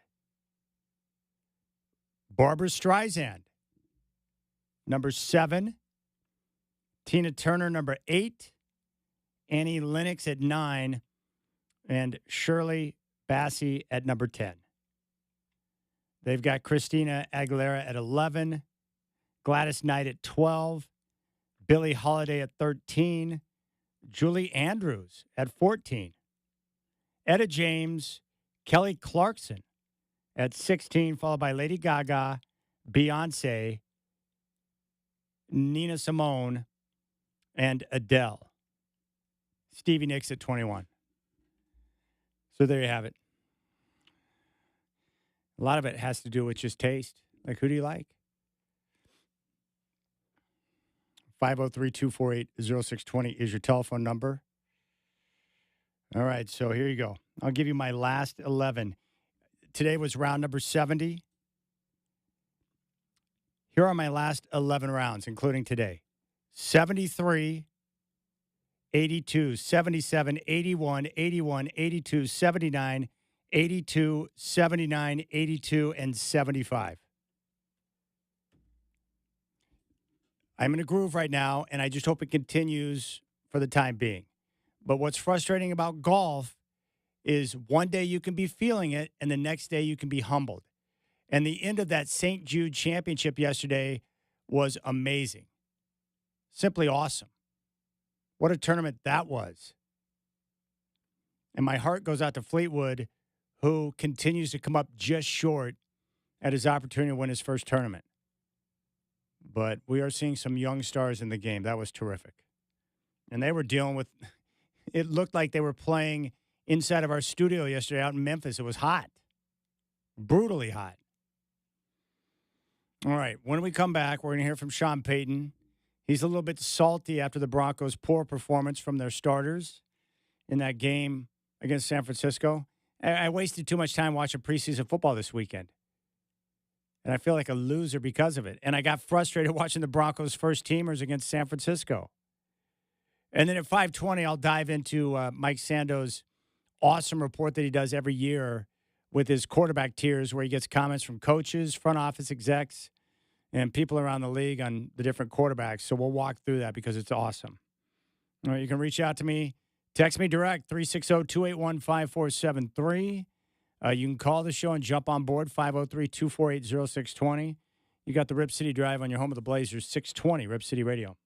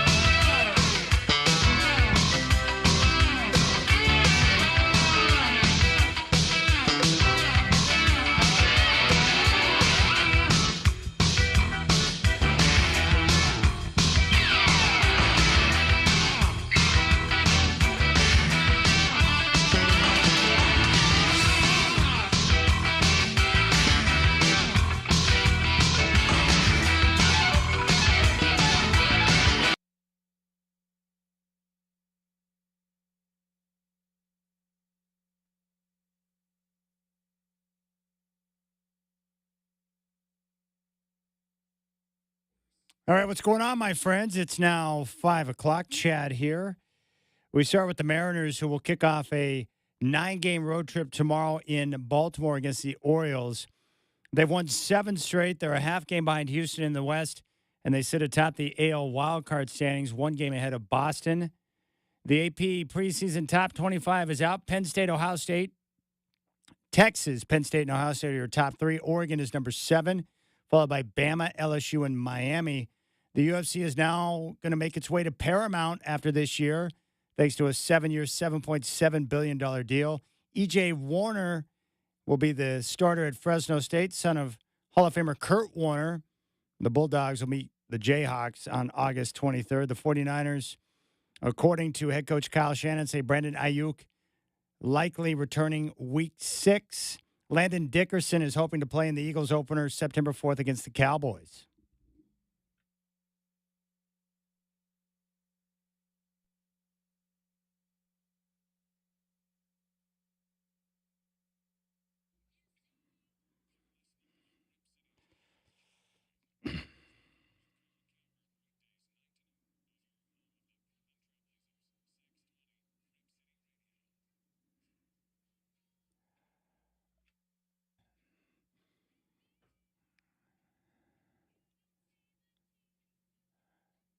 All right, going back to our conversation about the best female vocalists from the 503, Chad, slightly different genre, but I think Dionne Warwick should be put in there somewhere. All the stuff she did with Burt Bacharach. Yeah, Dionne is awesome. I've always been a big fan, and this song right here is, well, it's beautiful. And she's got a unique singing voice and delivery. I also listened to some Amy Winehouse during the break, and yes, I've heard a ton of her music. She is an excellent singer, there's no question. But when you think about Mount Rushmore of female voices, who are they? Who would you put up there? Maybe Mike Sando next year, instead of doing his quarterback tiers, he needs to do female vocalist tiers and go around and talk to different music execs and artists, and then we can find out who is in the top tier. Is Whitney up there? Is she number 1 like Mahomes? Where do you slot Mariah? And just like quarterbacks, like you don't have to like them, but you can still acknowledge they got game. Mariah's annoying, but yeah, she's hit notes where I'm like, how is that even possible? Excuse me, ma'am, how did you hit that? I don't know. Like they don't even have a scale for some of those people. It's amazing to me. And musical, I've said this before, but musical artists, like people that can play an instrument or instruments, people that can sit down and compose and write music, like I admire that skill because I don't understand it. I don't. It blows me away. So I always marvel at their talent. To keep in mind, I am a no talent ass clown. So there's a lot of things in life that I marvel at because I'm like, how do they do that? Like, who was it I came by the other day? I ran into a guy who he buys old cars and he fixes them up with his bare hands. Like, I can change my oil. I can do basic maintenance. You do not want me trying to rework a rig and get it all splish, splashy, and nice. I can't do it. Can't fix things. I can't build things with my bare hands. You definitely don't want me trying to build a house for you. Like, there's certain things I could sit there all day and be like, I don't even know what to do. I can follow instructions. Just tell me what to do, and I will do it. Please.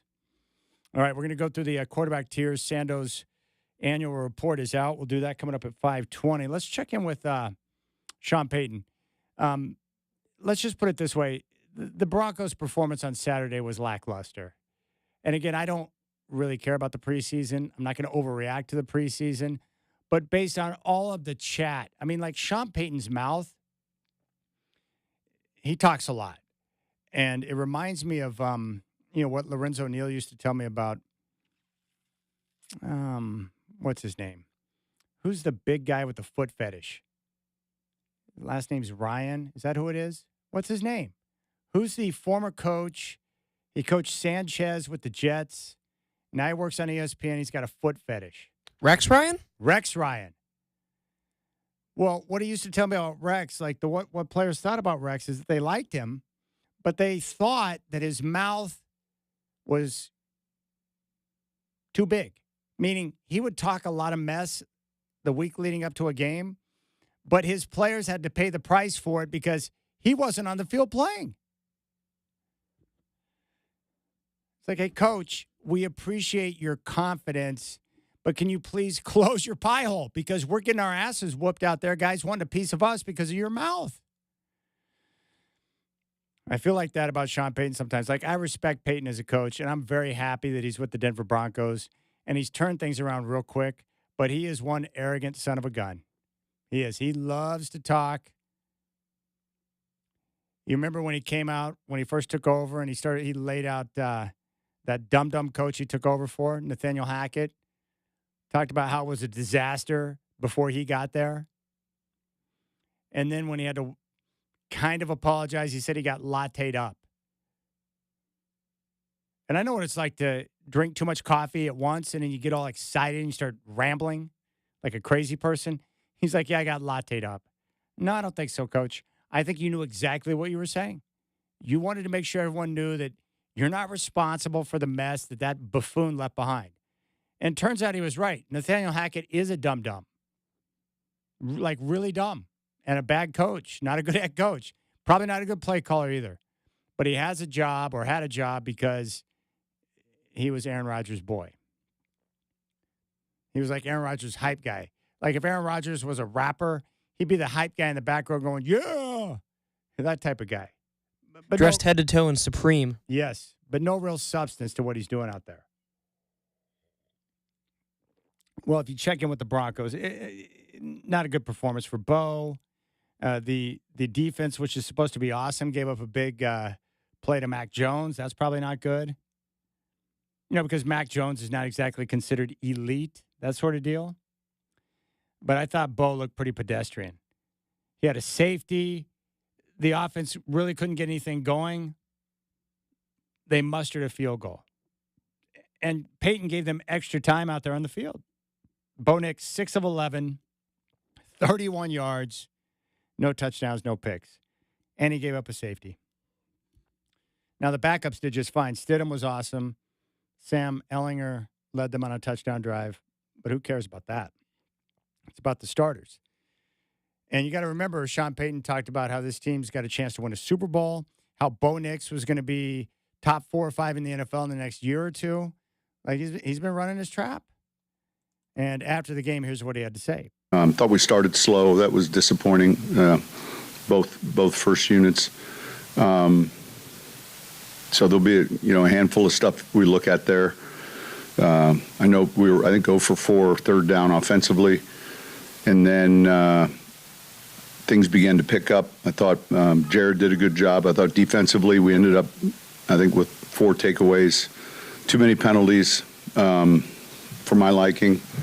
One of the things we just talked about, the importance of coming off of a 3-4 day trip like this in a lot of plays is the debrief, getting back home, cleaning things up. There were a number of things that we're going to have to improve on. Missed some protections. And then there'll be a lot of positives too. And the key is the evaluation of these players and getting a chance to have better tape, and to help make the decision process for us a little bit easier. All right. He continued and talked about the mistakes, cleaning up the mistakes. He expanded on that. Yeah, I think that the teams that do it best, are that sense of urgency is now. There's some mistakes that are going to happen, but it's the pre-snap. It's the illegal man downfield. There's a handful of these things that those have to be cleaned up like tomorrow. So I do think it's important when we come to work tomorrow, and it's not just the players. This is the first road trip for us, and I've got 14 things written down that I'm pissed off about that have nothing to do with the game, and so that's part of the debrief too. And so the willingness of the player, employee, all of us to accept and make those corrections, I think, are important. Can you imagine that? He's the head coach, and he's got a list of 14 things that don't even have to do with the game that he's pissed about. Never played for him, never worked for him. I'm just guessing here that you probably don't want to get on Sean's bad side. Or he might undress you on national TV like he did Russell Wilson. Player, coach, employee. Like he's looking for some butts right now. He's frustrated. And here he is. He was asked a question, because the Broncos played their starters on offense and defense, but the 49ers did not. So basically it's like, did your guys kind of let up or let down because they knew they were going up against the twos? Do you think, like early on, starting slow, when the ones know they're going up against the number twos, do you think there's a natural? Well, the comment I made, here's the deal. In this league, throughout the season, you're going to go against a lot of faceless opponents. You're going to have injuries. You better be ready to put your best stuff on tape. And so, but I don't, that's a good question, but I think, I don't know if they felt like the other day they got the work in, but nonetheless, it was just average to below average. All right, there you go. Yeah, not very good. Maybe it's best. People have been saying nothing but great things about the Broncos, their defense, Bo Nix, Sean Payton is rambling. Everyone's high on the Broncos, and they go out there and look very below average against the 49ers. It's probably the best thing that happened to them. Go back home, regroup. And again, it's not concerning because it's the first preseason game. What you're looking for are patterns that go in one direction or the other. Now, Bo Nix comes out and puts up another lackluster performance at home against Arizona. They can't move the ball. He throws it away in the end zone again and gets hit with another safety, those type of things. Then maybe you can be a little more critical. But, man, these preseason games, they literally mean nothing. It's brutal. It's a brutal watch, too, by the way. It's fun to watch some of these young quarterbacks, like Shador or Jackson Dart, guys getting their first NFL taste because it matters and their juices are flowing. I love watching that. I thought Shador was fun to watch. Handled himself really well. And you got a lot of people rooting against him. There are a lot of people that want to see him fall flat on his face. No doubt about it. I mean, there are people out there that are just not down with Coach Prime. They don't like Shador. They don't like Dion. They are just not down. So he's got people rooting against him. All right, we got to get into this. I can't wait. The quarterback tiers are fun. Scotty chimes in. My old man didn't teach me bleep. Could barely work a damn drill until we built our tiny house. So, Scotty, did you build your house? Because if you did, I'm going to tip the cap and say, good work, brother. My dad's got all kinds of things in his garage. He's got this router thing. He's got different types of saws, power equipment. We had shop class. I do remember that. Do they still do that now? We got to weld it in and everything, man. I couldn't believe they let us light up a welding torch. There were things they used to let us do in school that nowadays would be considered unsafe. I think I got to weld in high school. That was fun. Oh, that was a lot of fun. we were burning holes through the metal dividers. We got in trouble with it, but it was fun. The router, there were things they let us use. The router was kind of dangerous. What was his name? Was it Mr. Jones? The shop guy. I feel bad for him because we were in there. We were jerking off most of the time, and he would lose his temper, and then we'd start laughing and stuff. The teachers could get away with a lot more back then, cussing or hammering their fist down on the desk. He got really mad sometimes. Nice guy though. All right, we'll keep things rolling. When we come back, Mike Sando's quarterback tiers. We'll go through them together. I think you'll be very interested in what he has to say about some of the guys. And the top five, I got 4 out of the 5. 4 of my 5 top 5 quarterbacks in the league are in the top tier. So we'll talk about that next on the Rip City Drive.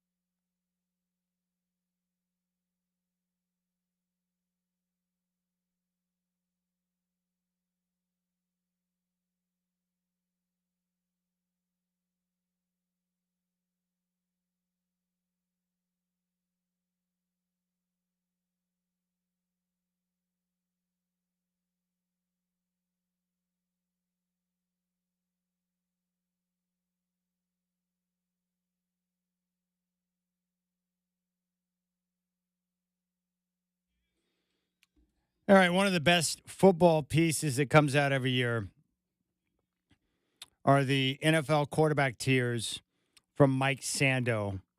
He is with The Athletic, and it's awesome. It says here, this article is part of our rankings and tiers series and evaluation across sport about the key players, front office, teams, franchises, and much more. Quarterback tier results are in for 2025 with 50 NFL coaches and executives coordinating 2 first-time Tier 1 quarterbacks, including, finally, Lamar Jackson. You got to love it. This is terrific. He said the 2025 quarterback tiers results are complete with commentary from the panel of 50 voters who were granted anonymity to share candid evaluations. The panel comprised 6 general managers, 6 assistant GMs, 6 former general managers, 5 other executives, 8 head coaches, and 19 other coaches, including 15 coordinators. Each voter placed 34 veteran quarterbacks into 5 tiers from the best Tier 1 to the worst, Tier 5. Quarterbacks were then ranked by average vote and placed into tiers based on vote distribution. The survey excludes rookies because voters have not seen them play in the NFL. All right, so Tier 1, this is your elite, the best of the best. And according to Sando, Tier 1 quarterback can carry his team each week. The team wins because of him. He expertly handles pure passing situations. He has no real holes in his game. Now, last week on the show, I gave out my top 5 quarterbacks in the NFL. Patrick Mahomes, Joe Burrow, Josh Allen, Lamar Jackson, and Justin Herbert. 4 of my 5 are in tier number 1, including Patrick Mahomes, who is the number 1 quarterback on the list. And here's the write-up on Mahomes. It's fun to read this to know what others think about Patrick Mahomes. Whether you love the Chiefs or not, and I certainly don't, I despise them, you have to acknowledge that Patrick Mahomes is a bad mamma jamma. It's awesome. Says here, voters still consider Mahomes the best, even though others have surpassed him statistically. Quote, I think Mahomes is the best quarterback to ever live, an offensive coordinator said, but the gap is smaller than it was a year ago. This is Mahomes' 5th season as a unanimous Tier 1 selection. Only Aaron Rodgers with 6 has more unanimous selections since the quarterback tiers debuted back in 2014. Quote, Mahomes is the best quarterback in the world, a GM said. Josh Allen and Lamar Jackson had better individual seasons. In fairness, the infrastructure around Patrick has eroded.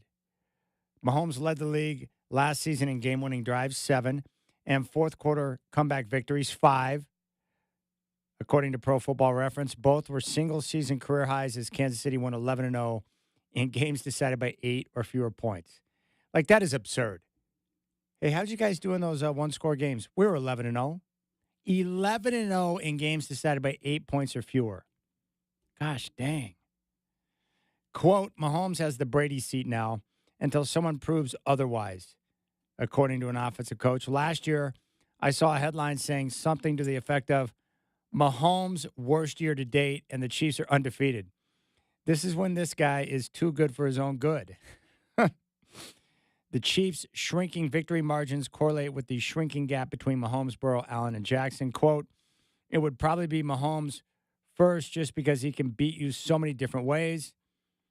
According to a defensive coordinator, he ain't fast, but he runs on you. He throws it from all over the place. I hate facing Lamar now that they have Derrick Henry. I hate to see Josh Allen and then Joe Burrow has great targets, but you can get after him. Mahomes ranked 10th in EPA per pass play, 17th in passer rating, and 26th in yards per attempt.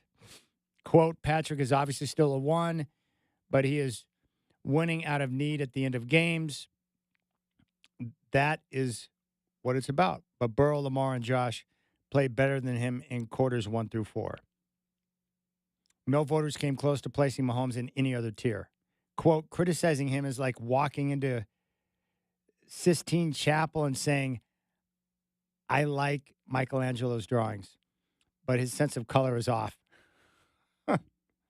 a defensive coach with an AFC West team said. So there you go. Mahomes is number one. Joe Burrow, right behind Mahomes, and not a shock. Joe Burrow's awesome. A veteran offensive coach told Sando, quote, "To me, it's Mahomes and then Burrow, if I had to rank them. Burrow could be a 1 with a red cross on him. They don't protect him, and he gets the bleep knocked out of him constantly."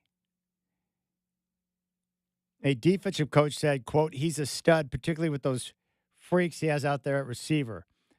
I respect the arm talent, don't get me wrong, but you have to be able to fool him pre-snap, and you have to be able to rush with 4 and get there." All right, so Patrick Mahomes and Joe Burrow are bad boys. Next up on the list, Josh Allen. Says here from Sando, Allen ranks a tick below Mahomes and Burrow, even though some consider him the most challenging to defend. That's because a few voters value pure passing over running strongly enough to place a line after Mahomes and Burrow. Quote, Josh Allen presents some issues that Mahomes doesn't present. Just how strong he is and how good of a runner he is. I watched him single-handedly beat us. It's just, God, you can't tackle him, and he's got a cannon. Quote, Josh reminds me of Brett Favre when he was younger. He is like a bull in a china shop trying to score 70 every week. Burrow does it like a surgeon. And that's pretty good. And here's the ultimate quote from a defensive coordinator. Quote, Josh Allen is the toughest quarterback to defend. He is a combination of Lamar and Burrow. Lamar is a better runner. Burrow is a better pure passer. Josh is right in the middle. He can sling the ball around for 400 yards. If you have that covered, he can run for 100 too. Wow. All right. Next up, Lamar Jackson, Tier 1 quarterback. Here's what a defensive coordinator had to say about Lamar. Quote, Lamar has done a really great job, and I do not think it has been him that has let them down in the playoffs. It has been other parts of their team. He has taken leaps and bounds in the last couple of years. Quote, there is a maturity of how he plays the game, and when he turns on his magic. We played them, and bleep, he was almost perfect that day. He's definitely a 1. Quote, in regard to Jackson being an MVP last season, it would have been his 3rd. You can't win 3 MVPs, still be in your prime, and not be a 1. So a lot of people like Lamar Jackson, and I really respect the way he's come together. He's great. Now, the quarterback I got wrong, and a couple of you mentioned this, I had Herbert as my 5th quarterback. Sando's tiers have Matthew Stafford there. So Matthew Stafford is the final quarterback in Tier 1. Quote, I always had a high admiration for him as a competitor, arm talent, and playmaker, but always thought he was a gunslinger. He still has that in him, but his mind, his ability to process, think, and communicate stand out. Quote, that dude is something. Every time I watch him, I go, whoa, he is a high 2. So there you have it. Matthew Stafford is 5th. He is the final quarterback in Tier 1. Leading the way in Tier number 2 is Jaden Daniels, coming off a rookie season ahead of Justin Herbert at number 6. Let's see what they have to say about him. Here's a defensive coordinator talking about Jaden Daniels. Quote, what I respect most is it never seems too big for him. He would stand in the pocket and deliver the football. Once we saw him running around, it was, okay, he's going to be a problem. It's got to be like that sometimes with certain guys. You're like, we're screwed. Here's another comment. Quote, he is probably the best passer in our division. He is really good. A defensive coordinator said, quote, this dude has got arm, legs, and processing. He just took his team to the championship game with a non-championship caliber roster. Quote, I think he's tremendous. A head coach said of Daniels, I don't want to want him because I want to see another year. Get me halfway through the second, and I'll have a good feel. The defensive coordinators will have all had their shot. So Jaden Daniels high on the list. Boy, did they knock it out of the park with that pick or what? Justin Herbert checks in second in Tier 2, number 7 overall in the league. I had him in the top tier, but Sando's list has him in tier number 2, 7th best quarterback. Quote, a lot of people have him as an automatic 1. I want him to take it. It seems like he's almost there, but he hasn't really done it. Quote, he's just a little bit robotic. You can tell the way he processes everything. It is a click slower than some of the elites, but he is a stud. He is really good. Quote, he is probably like Joe Burrow light. I guess that's a compliment. Good player, can make all the throws, can decipher and operate. If they had more around him and he kept maturing, maybe there's some more there. And another voter said the Chargers needed to add more weaponry. Quote, they have like 18 running backs out there now. They were so dependent on their receiver, Lab McConkey, that we felt good matching up against everyone else. All right, there you have it. They all like him. They just want to see him basically win a playoff game and do it in the postseason. Jared Goff, C.J. Stroud, Jalen Hurts, Baker Mayfield, Dak Prescott, Jordan Love, and Brock Purdy round out the second tier. With Brock Purdy, quote, he does more on tape than I think a lot of guys can do in terms of the anticipation and accuracy. According to an opposing coach, yes, it faltered at times. I also got the sense he was playing through some things, but when he is healthy and on, I don't think there are a lot of guys who are at the level he is at. Quote, when you play San Fran, you're thinking about Christian McCaffrey, you're thinking about George Kittle, you're thinking about Brandon Ayuk. You know Purdy will get it to them, but you're not necessarily thinking about Purdy. You are facing their defense, all these skill guys, and Kyle Shanahan. And one last comment on Purdy, quote, he doesn't get enough credit. The draft is over, okay? The guy played his ass off. Recognize that. He is not the last pick in the draft anymore. The guy is one win away from being a 1 for some people if he won a Super Bowl. All right, at the top of tier number 3, Kyler Murray from the Cardinals, number 15. Quote, I've played him too much, and I still think he's a 3. I don't think he wins it for you in the 2-minute drill. If you want to be in the top half of this league, you have to win in the 2-minute drill and control it. He does not do that. Another defensive coach said, quote, creates the mismatch with his legs, not his arm. He's a tier 3 with a good-looking baseball slide after his 4th scramble in a 2-minute drill. Quote, Kyler to me is a tough one. He is probably in that 3 category. You have to have a strong defense. He has not shown an ability to win it on his own. Quote, I think he grew up a lot last year. He was a problem for sure when we played him. He cut down the turnovers, used his legs a lot more, came into his own after the injury. And finally, quote, I don't trust him, according to a GM. He has 2 talent, but he's still a 3 to me. Is he committed to it? He always tends to tail off as the season goes on. All right, there you have it. Aaron Rodgers, 16th overall in that 3rd tier. Quote, you're hoping for Brett Favre to Minnesota Vikings, but they had Adrian Peterson, Percy Harvin, and a bunch of dudes. Aaron has good route runners around him when he was at his best. I don't know who the route runner is on the team. Metcalf is like a bully jump ball. Killian, the red zone guy. Truthfully, I have no idea that works there. Quote, too slow to consistently win with his legs, yet his mind and hard count will have your disguise broken and your D-line in the neutral zone multiple times a game. And also, quote, they all have to be going into this with eyes wide open, according to an offensive coordinator. Aaron obviously feels comfortable with Mike Tomlin and Arthur Smith. He doesn't need to be number 1 in the league in passing anymore. He needs to protect the football and throw touchdowns. He can still do that. And finally, quote, he can still see and he can still fit balls in there. He can't be dynamic like he was, scrambling, avoiding the rush, and throwing it 60 yards down the field, but I think he can still play. And that's pretty much how I see Aaron Rodgers.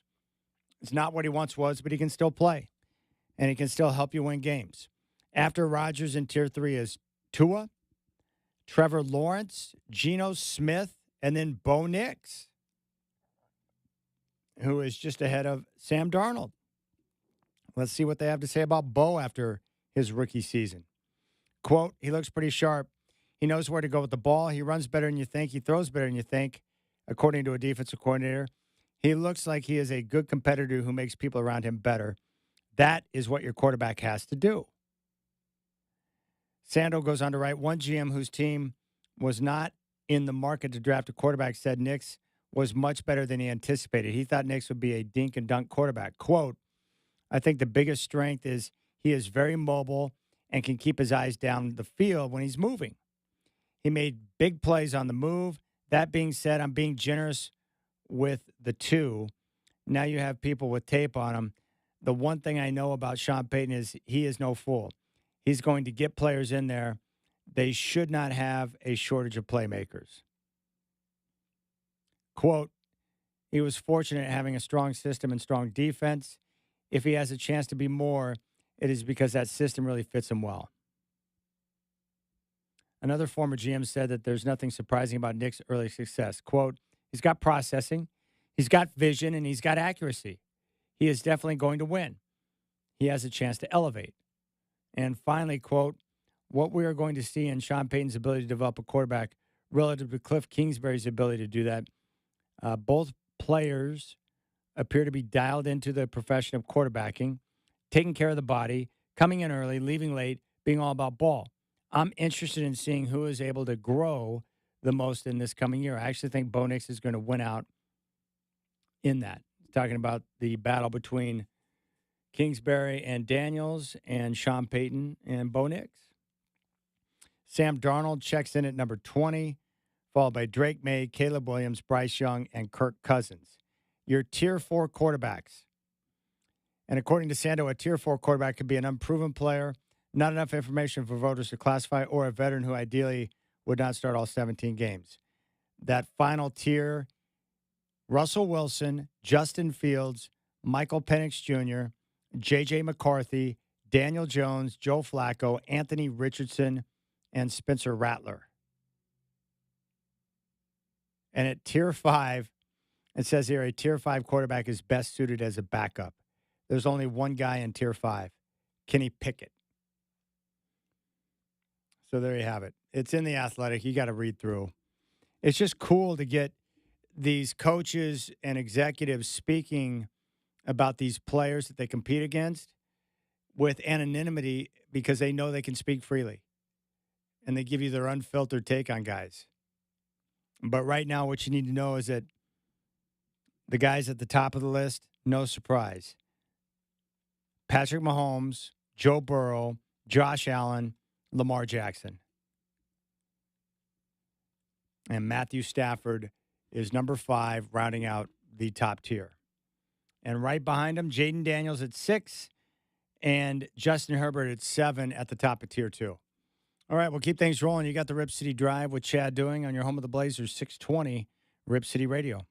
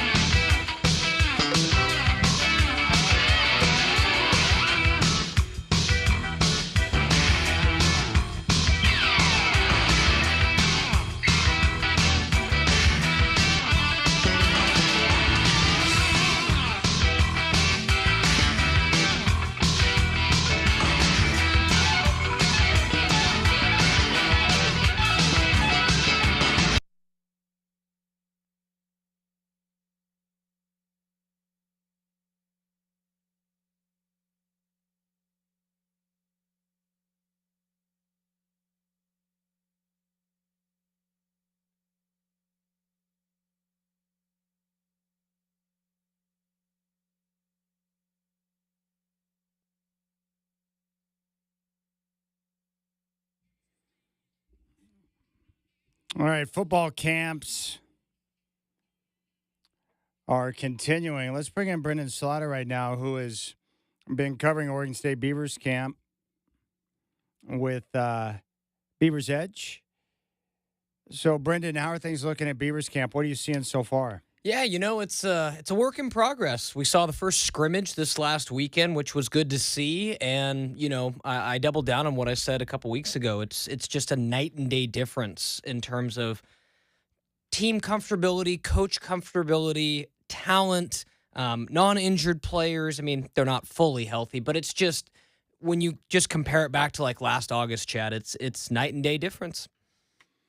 Well, that's pretty exciting. How are things coming along with the quarterback? Is he continuing to look like he's in full command? Yeah, no, I mean, Malik Murphy is like, it's really nice because in my time of covering the program, Chad, there haven't been too many years where from like August 1 on, you don't have to ask about the quarterback battle.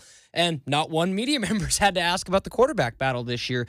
And the room as a whole, I think, is strong behind him too. Definitely improved upon from last year, but Malik Murphy is the guy. They paid a solid premium to get him to Corvallis. And like anything else, Chad, I'm sure Oregon State wants a return on their investment this year. So I think offensively, the pieces are there. Offensive line, maybe the one thing that's still a little bit of a hair in the soup with the Beavs, but it's just getting the five guys into a mix that are, available and healthy. They've been trying to get some guys back that'll probably be back close to the start of the season, maybe a couple weeks in. So it's still not a full group, but really outside of the offensive line, which still has a few questions to be answered, the rest of the team looks pretty good shape, Chad. How's he enjoying Corvallis thus far? Coming from across the country, different place, how's he like it? Yeah, it's definitely been interesting to talk to Malik because, he talks about just how much of a journey he's been, starting his high school career and growing up in Southern California, going to a program like Texas for a couple years, the rigors and just everything big about Texas. And he talked about how he really liked Austin and then leaving Austin, going to Duke, North Carolina for a year. And he was obviously pretty open, saying it wasn't really his choice or his call to leave Duke. So I think he had been pretty happy there, but then comes to Corvallis and was like, the weather's different. Just the town's different. He has said that he really likes the Corvallis eateries as far as a couple spots go to. And I can attest to that, Chad, because from my 4 or 5 years down there, Corvo has some pretty good food spots. So he seems to be enjoying it. And the team itself, like, Chad, if I had $1 for every time a teammate talked about his leadership and just how in the locker room he's amping up, defensive guys or offensive linemen or anybody and how he knows, like, everybody's name on the team, like, he is a true leader. And not to say that Oregon State didn't have that last year, but compared to Murphy, they really didn't at the quarterback spot. What's your favorite eatery in Corvallis? Ooh. Pizza, you can go with American Dream or Papa's. But definitely clutch pizza spots better than anything I got in Sherwood. I'll say that for hands down. Hawaiian food, got to hit up Local Boys. Chris Burkhardt will be he'll be on my team with that one. Local Boys is pretty clutch Hawaiian food. Local Boys is legit. Oh, I mean, Chad, I could just like get in a big bowl of that mac salad and just like hang out. Like it's tasty. Taco Vino's good for Mexican. But yeah, I mean, it's just got literally everything. Like you want to go find your slice of pizza, go for it. You want to go find your Hawaiian food, you want a cheap burger, like. Yeah, those college towns always seem to have good food spots, and Corvo is no exception. Did you live on campus when you went to school there? Yeah, so dorms my first year, and then my buddies and I had a house just behind Fred Meyer down on King Street for the other couple years. So easy walking everywhere, and man, do I have lots of memories spending time on Monroe and walking back home afterwards. So what years were you in school in Corvallis? Yeah, 2014, and then I graduated in winter of 2018. All right, so 2014 to 2018. That's cool, man. Oh, it's just, I mean, Chad, you're making time fly now because, shoot, I mean, we're going back to time ago. I know, you're talking like 2018. I'm like, yeah, I remember meeting your pretty mug in 2019. I've been here ever since. So it's crazy how time flies when you start looking at it in that context. But, I think more than anything, last year when you consider the Pac-12 and everything that it was, Chad, I think it was really hard on a lot of Beaver fans. And, you look at some of the real, rough games, like I think of the Air Force game, I think of the Cal game, and just to know that, they made the moves in the offseason, that it's not going to be that product again, I think should give Beaver fans a lot of hope. I'm not saying expect the college football playoff or an at-large bid, but I think it's very safe to assume this team back in that 8-9 win range if things go according to plan. Well, yeah, we've gone through the schedule. I think anything less than 8 wins would be a major disappointment. And by the way, I just saw this deal on TV. Krispy Kreme is rolling out their pumpkin spice already. We're not even mid-August yet. I mean, yeah, that kind of hits with like the back to school stuff in stores, Chad, I expect, but pumpkin spice already? Come on, man. Sounds good, but not ready for that yet. All right, let's pull up the schedule again. I think I had them at 8 or 9 wins. Let's go through this real quick. So Oregon State opens up with Cal. So there's one. They're going to beat Fresno State, Brendan? Yeah, I like them in that matchup. So there's 2. They lose to Texas Tech and Oregon. They beat Houston. That's 3. Are they going to win at Appalachian State? That's a 50-50 game. App State, new head coach. I'll give the Beavers the slight nod. Okay. Wake Forest? That's another 50-50 game. Jake Dickert? Yeah, that one's tough. I did give Beavers the edge in my prediction, but it's close. They beat Lafayette 5. Washington State 6. Sam Houston, Tulsa. Yeah, 8 or 9 wins. No question. And I think that's something you can be happy with considering the difficulties that Coach Brave faced in year number 1. Oh, absolutely. I mean, it was a tough year. Your conference was collapsed, and, now you've got a chance to show something this year. So, yeah, I definitely would be excited for Beaver fans, no doubt. All right, big thanks to everyone who joined us today. I appreciate your time listening to the show. Brendan Slaughter. Big thanks to all of you. Tomorrow, we're going to have the captain, Rich Patterson, and the principal, Curtis Long, in studio. We're going to have a lot of fun back at 3 o'clock. So enjoy your night. Enjoy your Monday evening. Beat the heat, my friends. We'll talk to you tomorrow.